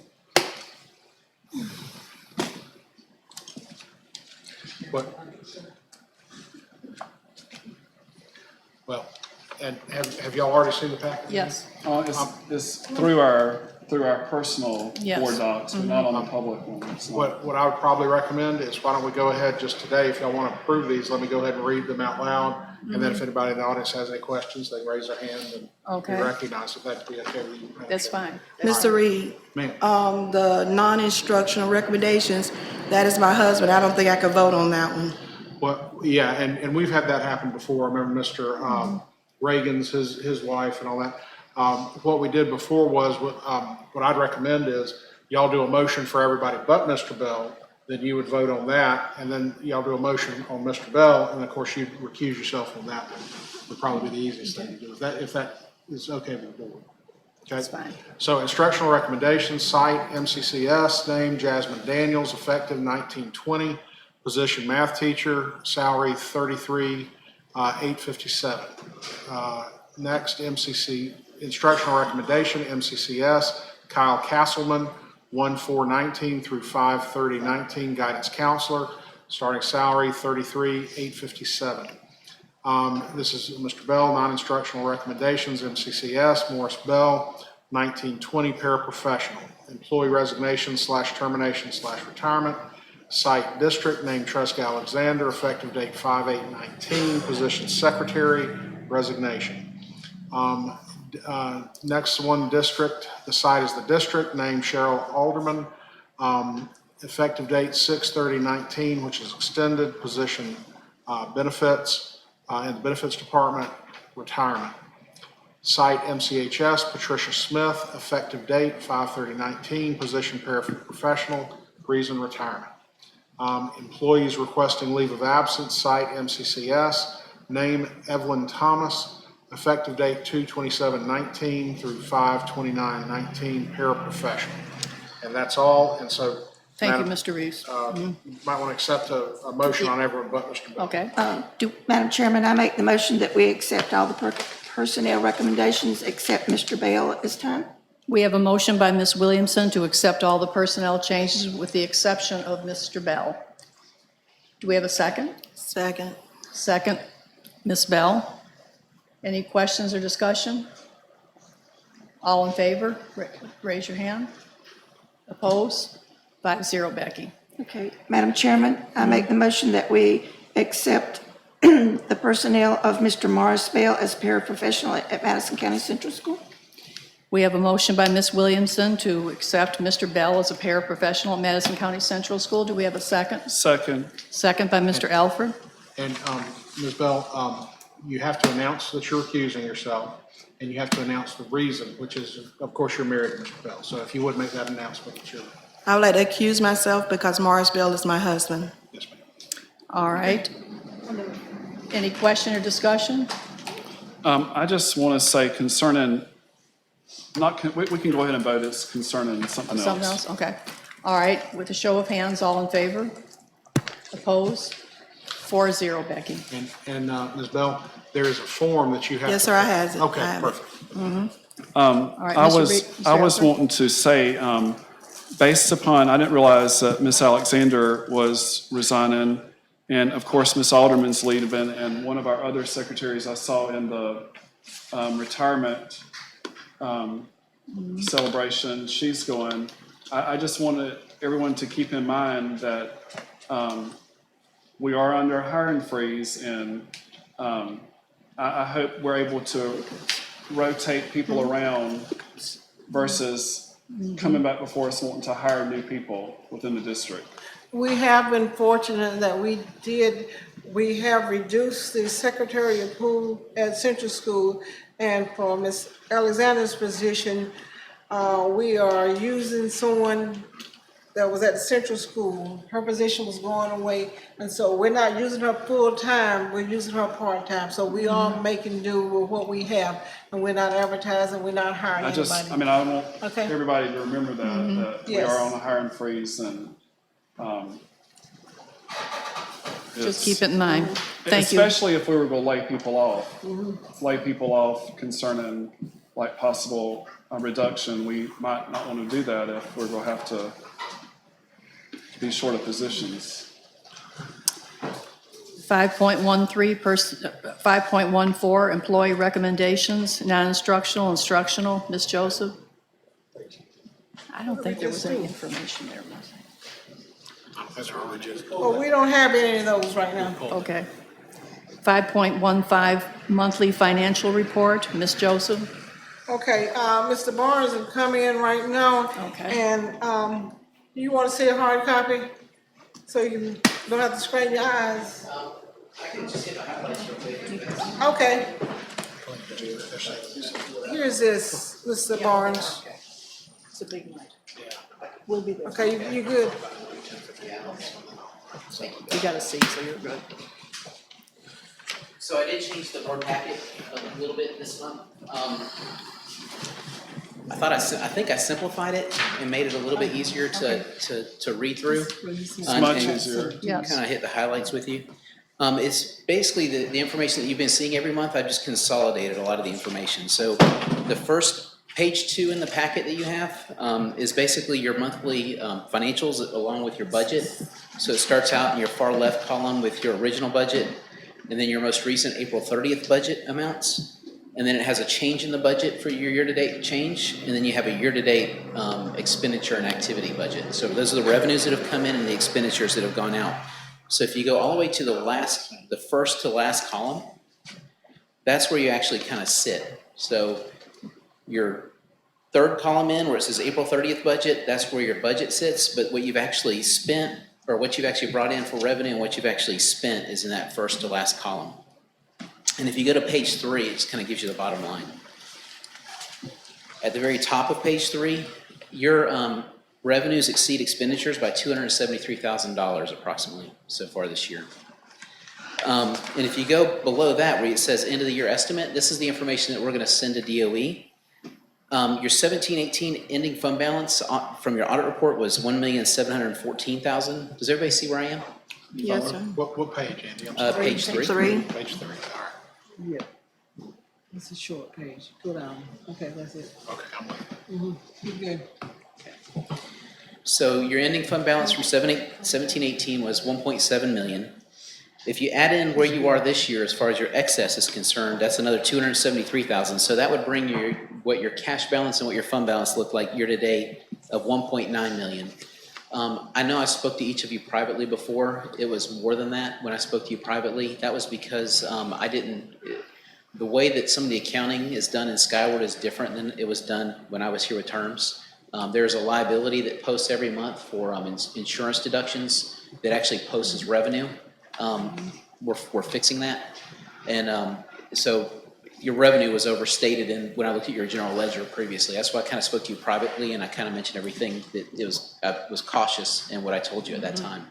So right now, though, I feel like this information is very accurate. So far right now, you had about almost $2 million in cash, or in basically your fund balance as of April 30th. I'm estimating your remaining revenues that will come in will be another 2.8 million. So that gives you about 4.8 million to spend between now and the end of the year. If you take that 4.8 million and you deduct what I'm estimating your expenditures to be for May and June, which is about 3.8 million, you end up with the grade number that you see here of 1,041,000. So the way you calculate your fund balance, and y'all just interject with any questions, but the way you calculate your fund balance is you take that $1 million, that's your numerator, and you divide it by what your revenue is after you deduct what is going out for charter schools. I used the number that Mr. Copeland used last month. That was $17,625,000. So if you look above that gray area, you see G68. That's the cell. That's your 1,041,000 divided by the 17,625,000. That gives you your percentage. So your overall fund balance, I'm estimating right now to be about 5.91%. Again, it says estimate next to it because there are a number of things that can come into play. What I did is I just took last year's May and June expenditures and repeated them for this year. There's some processes in Skyward that have not been implemented yet. So to get a real concrete number on that for salaries and contracts and things like that, it's not as apparent as what it was when I was here. We had a process in terms when I was here that allowed us to encumber salaries. So what that did is that took the salary amounts that we had to pay everybody and it took it out of the budget. And Skyward doesn't have that process, so the best tool I had was just to take last year's expenditures and estimate those. Is everything make sense so far? So you're saying on June the 30th, we're gonna be at 5% estimated fund balance? The estimated overall fund balance, and then you'll break it apart into assigned and unassigned. Right. But your overall, I'm estimating to be a little over $1 million, and that's 5.91%. Then, Can I ask a question, Andy? The unassigned fund balance that you've got here, the 891 figure, is that the same as the unrestricted fund balance? Yes. Okay, so that, unassigned, unrestricted is a It means the same thing. synonym. Yeah. That means money available to be spent for emergencies and things like that. It's unencumbered money for any. For any- It's money that you can use for anything. that's available in the general fund Okay. that's For- not restricted It's not within the general assigned. fund. Right, so, Yeah. And again, that's an estimate too. I mean, my goal is to clear out as many of the restricted monies as we can, and basically leave what's remaining to be your zero we call it zero project, but your unrestricted money. Again, it's an estimate. Within that number, you have some paving money and some other things in there that likely will not be spent between now and the end of the year. And I will say this, is that Mr. Copeland did a very good job last year of you have categoricals within your budget, class size reduction money, and you can see those listed on your revenue sheet. But those items, you really want to spin those down to zero by the end of the year, and they did a very good job of doing that last year. So I just kind of wanted to point that out. So I'm projecting your unassigned fund balance at 5.06%. Again, it's an estimate. That number will get better and a lot closer as we get closer to June, unfortunately. And again, you guys are putting everything in place at this point to protect that number as far as a hiring freeze and not hiring, and also with additional resignations and some other things that have come up, there may be a good chance that you come in a little bit higher than that. So in other words, still be cautious, be careful. Still be cautious. We're still working through some of the details. My first full day here was Friday. That was when I uncovered some of the accounting things within the system that I wasn't expecting, like the liability that I was telling you about earlier. But the picture's becoming clearer, and I don't think I think being cautious is a good thing. So that concludes basically your profit and loss statement, kind of your financial statements, as well as your end of the year or projected end of the year amount. If there are any questions on this after you guys have a chance to digest it further or after what I've communicated to you, please feel free to text me, call me. You have my Thank you, Mr. Barnes. We appreciate Thank you you. coming tonight. I want to thank you for the new way it's set up for us being able to see the vendors and how clear it is and the year-to-date for each vendor. That's a big help. That's where I was going to go to next, if y'all have a couple seconds for me. So page 4 begins your monthly check register. That's the actual checks that you've written in alphabetical order for this current month. And you can see by fund how much was spent with each vendor this way. And then on page 8, it begins with a blue header. And this is a year-to-date payment for all of your vendors for the whole year, separated by fund as well. The only vendor that I pulled out of this report, this is an Excel spreadsheet. I did pull one vendor out of this report, and it was the Madison County School Board. As a bookkeeping process, we write a check to ourselves to move money from our clearing account to our payroll account for payroll. So that's just an internal process. So you see a vendor check go out from the district to the district, and it's just moving accounts. That concludes my report. Mr. Andy, before you leave, can I get your contact information? Because I haven't been able to contact you if something, I have any questions. Yeah, I'll make sure I get it to you. Thank you.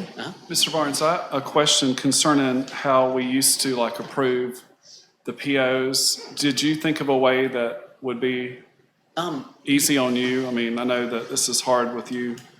Yeah, your current process is, I talked to the staff internally. I didn't get a chance to dig real deep on Friday because we were working on some other things, and then I had a meeting with all the administration in the afternoon. But when I did talk to them, they made it sound as if the process that they've been doing is already in place, as long as it's not too cumbersome on you. I don't see With a us problem. approving it's sent to us on Wednesday and we approve, and Yeah, that, as long as that's okay with you. that's fine with me. And again, the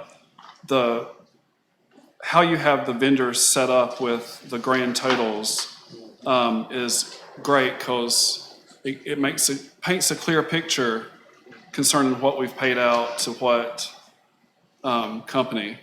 Yeah, I think based on some of the prior board meetings that I've heard, I think this would probably be an easier way for you to be able to assess how the resources are being used. Thank you for providing us with all this information. We appreciate it. Thank you. All right, thank you. Do I have a motion to approve the monthly financial report? I make the motion to approve the monthly financial report. We have a motion by Mr. Alford, second. Second by Mr. Daniels. Any questions or discussion? By a show of hands, all in favor? Opposed? Becky, 5-0. 516, professional development update. Ms. Hill, this will be for information only. Thank you. I wanted to give you some information about professional development for this year, and I even went back and pulled up information from last year, and it was posted to board docs so that you could see it. In 2017-18, the district offered 72 sessions of professional development. Those were sessions that could have been offered here in the district. We could have sent people to training, or it could have been online. And so of those 72, 63 were offered here in the district. We did send some folks off, but we tried to do most of it here in the district. Our focus last year was on the 8-step continuous improvement process, standards-based instruction, use of instructional programs and materials, and curriculum mapping and standards. Most of that was dictated by DOE as they came and met with district personnel, because we had a school in need of improvement. This year, so far, we have offered 94 sessions of professional development. 69 of those have been in the district, 25 have been off-site somewhere, and 19 have been offered online. We've tried to increase our online offerings because the state now requires that any teacher who offers reading interventions have the reading endorsement. We started the process back when Ms. Waldrop was here of trying to get folks to get the reading endorsement, but it wasn't a requirement at the time, a state requirement, but now it is going to be starting in 2020-21. And so we are having to start back up offering those courses. And so we've gotten some local folks who have been trained and will be providing those courses through a facilitated online learning environment. We've contracted with Beacon Education. They are providing the content for the courses, and then our teachers will facilitate. And so we have a lot of teachers that need to get their reading endorsement before not this coming school year, but the following one. And so we're trying to make a big push. We could say to them, oh, just get it through NEFEC or PAEC, but it costs $250 a class. By doing it this way, we're only going to end up expending about $125 to $150 per class. And so it's going to save us quite a bit of money overall. Our focus this year has been on safety. Of course, that is a state requirement. Enhancing instruction, mental health, which is also another state requirement, restorative practices, literacy, the reading endorsement, and of course, Skyward because of changing systems. I wanted to point out, because I knew we had hired a lot of teachers, but until you see the numbers on paper, boy, it really doesn't stand out. But over the last 2 years, the district has hired 70 new teachers. That's a lot. And I know you guys know it because they come through for approval, when they get hired. But that's one by one or, just a couple at a time. But when I realized that it was 70 teachers, that is huge. That is about 1/3 of the district. And so we have a lot of new teachers. Of those 70, only 38 came in with prior experience. So about half had no teaching experience. Of those half that didn't have teaching experience, 18 of them came from another career and had no education training at all. And so we have been doing a lot of coaching. We have had 24 teachers on coaching plans. But that doesn't mean that they have a mentor. That means they have a coaching plan, and there is a series of things that have to happen to help that teacher improve. And most of them have improved enough that we could recommend them back. I wanted you to see the number of new teachers by school. Greenville Elementary in the last 2 years, they didn't have any new teachers in 17-18. They did have one new teacher for 18-19. Pinetta Elementary, one new teacher in 17-18, 3 this year. Lee Elementary had no new teachers either of the past 2 years. Madison County Central had 27 new teachers in 17-18 and 24 in 18-19. And then the high school had 6 in 17-18 and 9 this year. We're trying to make sure we're providing those teachers with a good first year experience if they're new. It's taking a lot of coaching. We've got all kinds of people who are helping with that. But I just wanted you to see how much coaching is taking place and what that requires. One of the things that I will be bringing to you at the next meeting is our clinical educator plan. I had to get some training on that a couple weeks ago, and in order for us to have a beginning teacher program where we use mentors, we have to have a state-approved plan. And so we are working on that, and that is ready for me to bring to you for approval. And so anyway, I wanted to share that information with you so that you can kind of see what we're doing professional development-wise, and answer any questions that you have.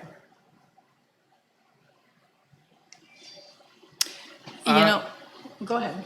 I want to thank you for having it here at the school sites, because, and you may can remember this back a couple years ago, just as we're not letting people go with travel, we refuse to let teachers leave for continuing ed because of our grade status. So this is nothing new, but again, I'm thankful that it can be offered at the school site, maybe during early release days or days that they're there that's not interrupting instruction, because we did have a time back several years ago where every time we looked up, there were multiple teachers being gone for multiple days and not in the classroom. Right. And we've had many a discussion up here, and finally it got to the point where we just said no one is going anywhere.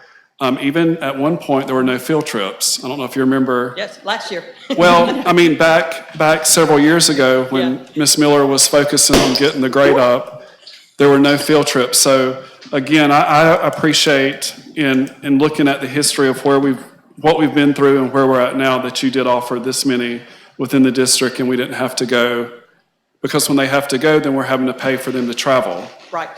And pay for gas and pay for lodging if you have to. So again, it is saving us a lot of money. It is, and we're trying to take advantage of professional learning communities, in talking with other districts, trying to find out how they're providing professional development. A lot of it is through the professional learning communities, or, short sessions right after school. And so we're trying to provide as much of that as possible. We're also, trying to provide online courses for teachers so that they can kind of do it on their own time. And so we're trying to make it easier for teachers to participate. And so I've spent a lot of time organizing, trying to track all the professional development. Maybe that's what I should say. Is there any possibility that maybe you could, because we have a lot of good teachers here in the district, a lot of good retired teachers, and a lot of times retirees maybe want to do something to give back, but really not want to do something full-time to give back. Right.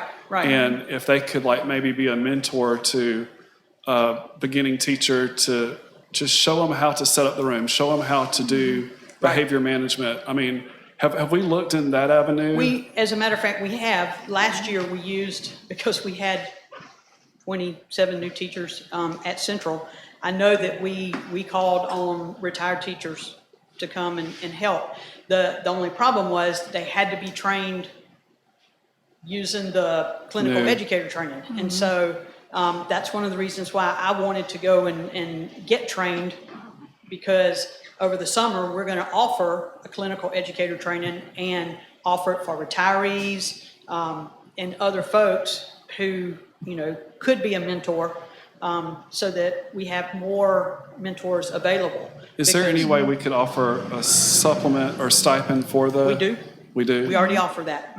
Because, I'm not speaking for the retirees, but I do think that some of them would. Yes. That would interest some of them. I think they Yes. would. They may not be interested in volunteering in the classroom, but they may be interested in working with a teacher. Right. Right. And they have a lot of experience, and they've had good experiences. And I want to thank you for this information. I know it's a challenge when you've got 27 new teachers in a school. I know it's a large school, but I think that's an issue with the school.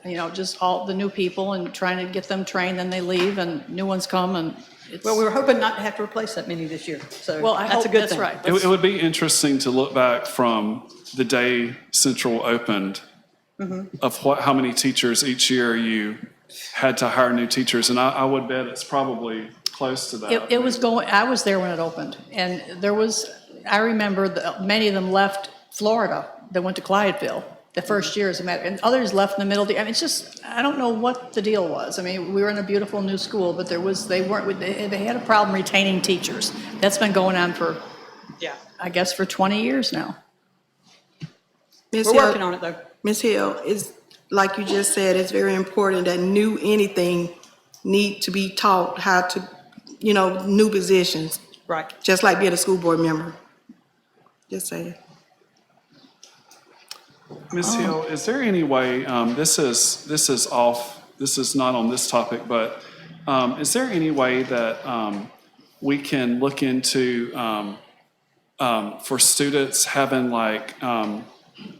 for students who are seniors who maybe are needing hours for like Bright Futures or what have you, have a role in either doing like tutoring or I mean, even in the business aspect of like in the county office or at the schools with doing business type work. Currently, we send students from the high school for volunteer hours to the outlying schools and to Central. I know, I see several when I go. Some of them are in the classroom helping, some are working in the office. And so, Because we have a lot of Yeah. smart students Yes, we do. who know a lot, especially relating to technology, and some of them may be wanting to go into business or Maybe even teaching. teaching, secretarial, and it would be a good mentor, a good way for them to get hours, a good way for them to Right. learn new skills. I know that when we went to the NEFAC Career Fair a couple of weeks ago, one of the things that the schools, and those are rural counties just like us, that they were talking about was growing their own teachers. And that's something that we've got to do. We've lost our early childhood education program at the high school. It's phased out. And so, but we've got to figure out how to attract students into teaching. Now, it's hard. The pay is not great. The stress of teaching today is very high, and so it's hard to attract people into education. However, if you shape them right, they'll see the positive side of education and making a difference in people's lives. Right. And so, Mr. Saltnaker and I have talked about, we've got to figure out how to start growing our own. And we're doing that like with paras, trying to help them get certified to teach.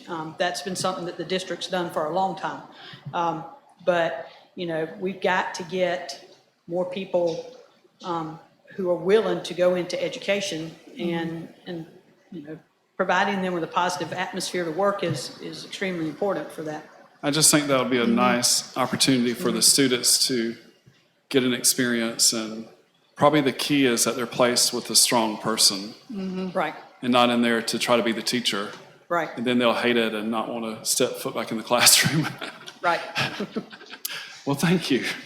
Any other questions for Mrs. Hill? All right, 5.177, update on virtual instruction, Mrs. Hill. Information only. Yes, this is, again, for information only, and as we have reviewed everything that we could think of for saving money, virtual education is one of those areas that we certainly need to take a look at. I sent you the data, or had it posted on board docs, because I've done a pretty in-depth analysis of our virtual classes. This year we have had over 350 classes taken through virtual education. Now, that may have been through a class at the high school. It may have been through a Florida virtual class after school. It may have been a full-time virtual student. I put all of that on here. That we have different routes for students to be able to participate in virtual education.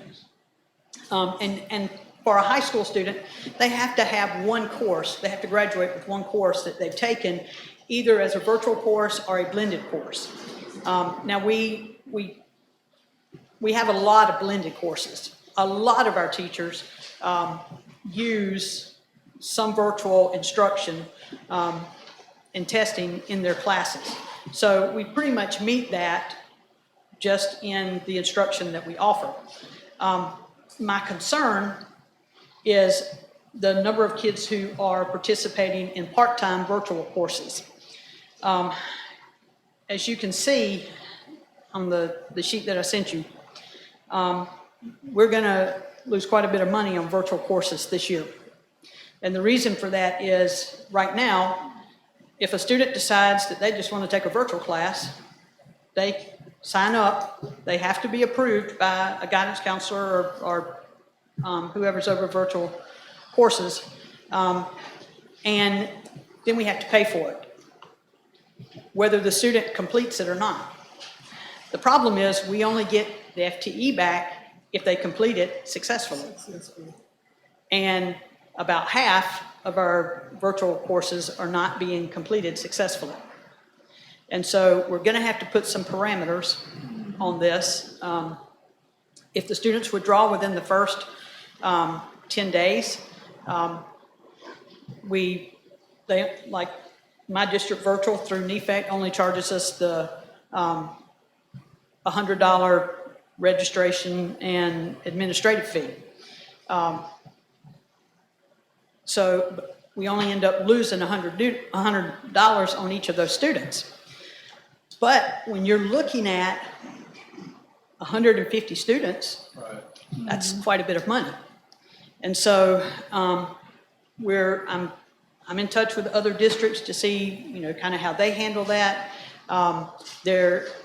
One of the things that the students don't realize that they are learning is once they enroll in that course and they don't withdraw within the first 10 days, when they do withdraw, that is an automatic failure. And it goes on their transcript. And so what I'm hearing now from these kids, well, I didn't know that. So we're going to have to do a better job of making sure students know that, and then, make sure that they're put in a situation where someone's following up with them to make sure they're doing what they need to do. And so we have several different approaches. We're going to analyze both to see which one works the best.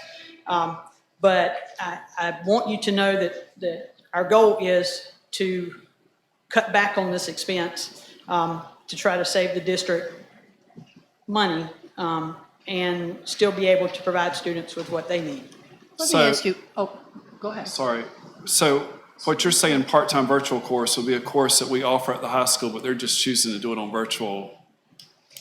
That is one way. Mm-hmm. It could also be that a student signs up to take a virtual class after school. Okay, is this just high school right here? No, ma'am, that's high school and central school 6 through 8. Okay, so it's 6 through 12. But it's mainly high school. Mainly high school. There is All right. some Because middle that's a lot school. of money, 54,000, I figured this, but are there any parameters, prerequisites for any of this stuff? In other words, anybody can say, I want to take a class, and and you can see it's not successful doing it that way. No, they're struggling. Yes, I mean, you see the course listings and you go, oh man, yeah, I'd like to do driver's ed. But then your schedule gets real busy and, it's not one of your high school classes, so, I'll just drop it. But what they don't realize is that's costing the district money. And you're talking with other districts, what are other districts maybe, I think we need to do a better job of sitting them down like beforehand and saying, this is almost like a contract, that this is what's going to happen. Most of them are using a contract. Or involve the parents with this. Involve the parents. And, I don't know if some districts are even saying that if you decide to withdraw, then there's going to be a monetary charge that you're going to have to, and I don't know that we could do that as a public school. I haven't heard of anybody else doing that. But What happens like for dual enrollment when they withdraw, like if they withdraw like while they're at the college and like a week before, 2 weeks before the class ends, they decide to withdraw? They get an F and they don't get to go back. But do we like lose money then, or the college loses? You want me to jump in? Yeah. The college still we bill y'all. Basically, once you get past the drop ad and the role verifications are done, we go ahead and bill you. So you still pay the $71.98 per credit hour. If the student withdraws, it's just you were invoiced for something that the student didn't really receive a full benefit from. However, if they were in the course all that time, then they Right. might have gained something from it. Right, and we did generate the FTE off of it. Right. Whereas with virtual, you don't submit the completions until survey 4, which is at the end of the school year. And so, you submit it saying they didn't successfully complete, you don't get the FTE. I guess we probably need to do a better job in doing the preliminary and almost doing like a checklist of what has been their history of being a student. If it's someone who's really not a good student at school, then virtual is hard. It's hard to focus and to do that. So I don't know that that person would be a good candidate to do that. That's going to have success. And you have to have some self-discipline for virtual school. If you Lot. don't have discipline to start with, you don't. Right. Another big And now- biggie on virtual, on my district virtual, that the students tend not to understand is that their school year is the same as a brick and mortar date. And so you do not let a student enroll in virtual in March and expect them to complete the class by May. And so it's all these pieces are gonna have to work together if we're gonna be successful with virtual, because if they haven't done it face to face in 6 months, we shouldn't think they're gonna do it face to face in 2 months, virtually in 2 months. Well, and I will tell you, we changed virtual providers this year, and I think that's part of the issue. We used to use Edgenuity, we've switched to Apex. Part of that was because my district virtual through NEFAC does use Apex, and so we were trying to be consistent. And so that wasn't necessarily, a bad thing to do. That's probably a smart thing to do. The biggest problem that we've seen is kids who have struggled. Some of these are credit recovery classes, and the kids are struggling in the credit recovery classes. Those classes, they're regular courses, just like a high school course. They last the same amount of time, and so it's a challenge. Apex and NEFAC, let you know up front, this is not an easy course. This is a high school credit course. And if they're going to get high school credit, they have to earn it. Just for clarification, the first number is the actual students who have completed the course. The second number is the actual who have tried to enroll or are enrolled in it. It's like line number 9, it's the 109 and then 250. The 250 is the total number, the 109 are the students who've completed. The second number under each one are students who withdrew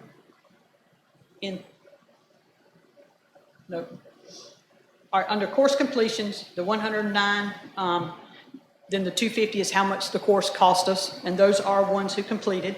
And I divided that out, the 29 are the central school kids. The top one is the high school.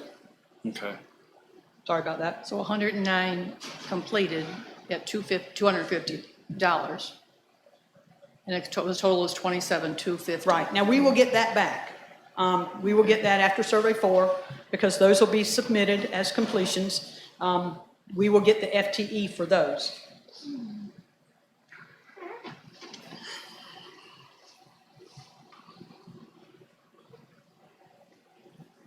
How can we resolve this, Mrs. Hill? How do we?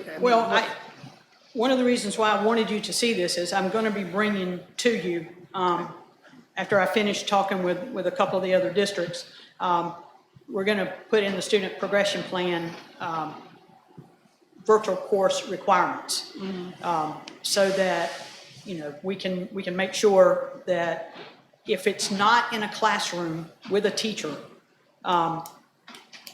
then and we have to make sure that every student has the virtual course that they need to graduate. So we're not going to be able to do away with all of this, but if we could do away with some of the ones who sign up and then just decide they're not going to, follow through. And like I say, I think if we educate the students and the parents that those grades will go on their transcripts, that will curtail some of this. Virtual is a relatively new thing. It's growing across the state, and the state is pushing it big time. But we just need to put some parameters around it so that we can kind of get a hold on it. I think bringing the parents in is a must. I think they need to be educated and let the child be educated, and the parents need to work with them, and because maybe the parents have no idea maybe what's going on. Right. With this virtual program, the instructor calls the students. I know with some, you hear the teachers who have taught virtual saying that they call the students. Florida Virtual does. With the NEFAC virtual, I have not heard of them calling the students. They do set up times when they can communicate, They send out a weekly report. Right. To the parent and the So student. the parent would have access to A weekly report, they send Yes. it out. Okay. With a weekly progress report. Yes. So I know that we have already entered into a contract for next year with Apex to provide our virtual instruction. And one of the things that we're going to have to do with that is make sure that there is a certified teacher that will be assigned to those students. In our virtual lab, we may have one period that's for science, and we have a science teacher going in there to help those students. And if it's math, we have a period set aside for math, and the students who need to go in there for, the credit recovery math, they go that period, so there's a math teacher there to help them. But there has to be a teacher of record who is a certified teacher, and that's the best way that I can come up with to do that. Any more questions from Mrs. Hill? My thing is, I just asked if the parameters are fair across the board, and writing if possible, but just fair. Oh, absolutely. Across the board. We'll do that. Thank you, Mrs. Hill.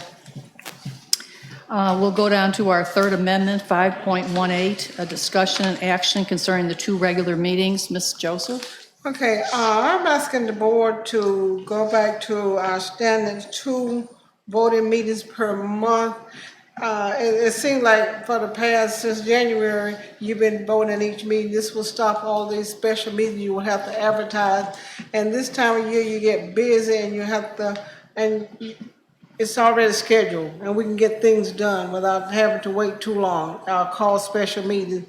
And so it's not changing the meeting times. You're here. It's just already publicized. We will have a voting meeting twice a month, same time.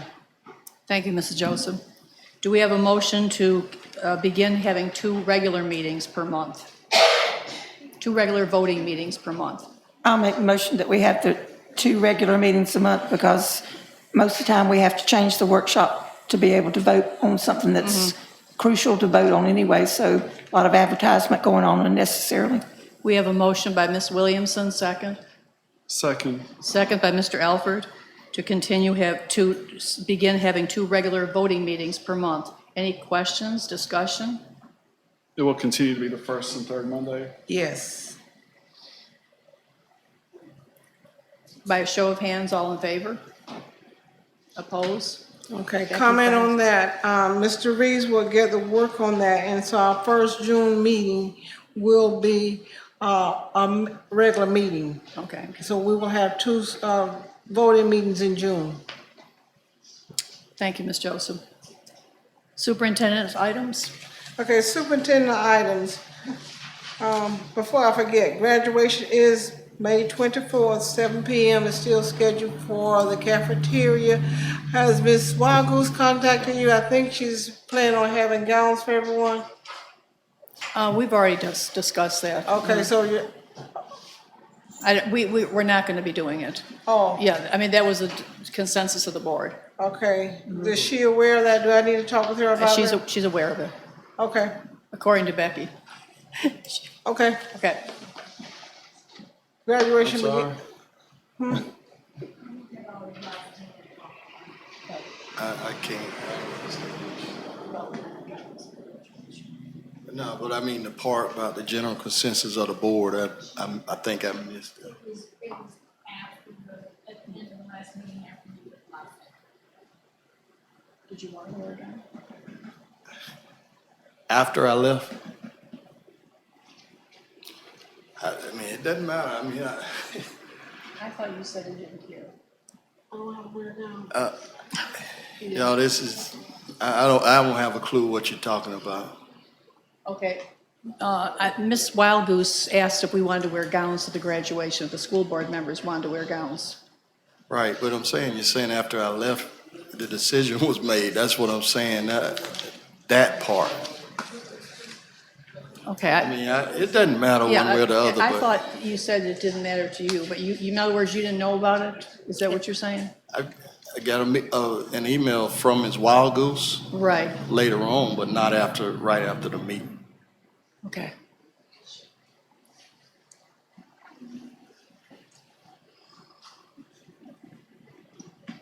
Okay, I will clarify that tomorrow, because I really didn't know that either.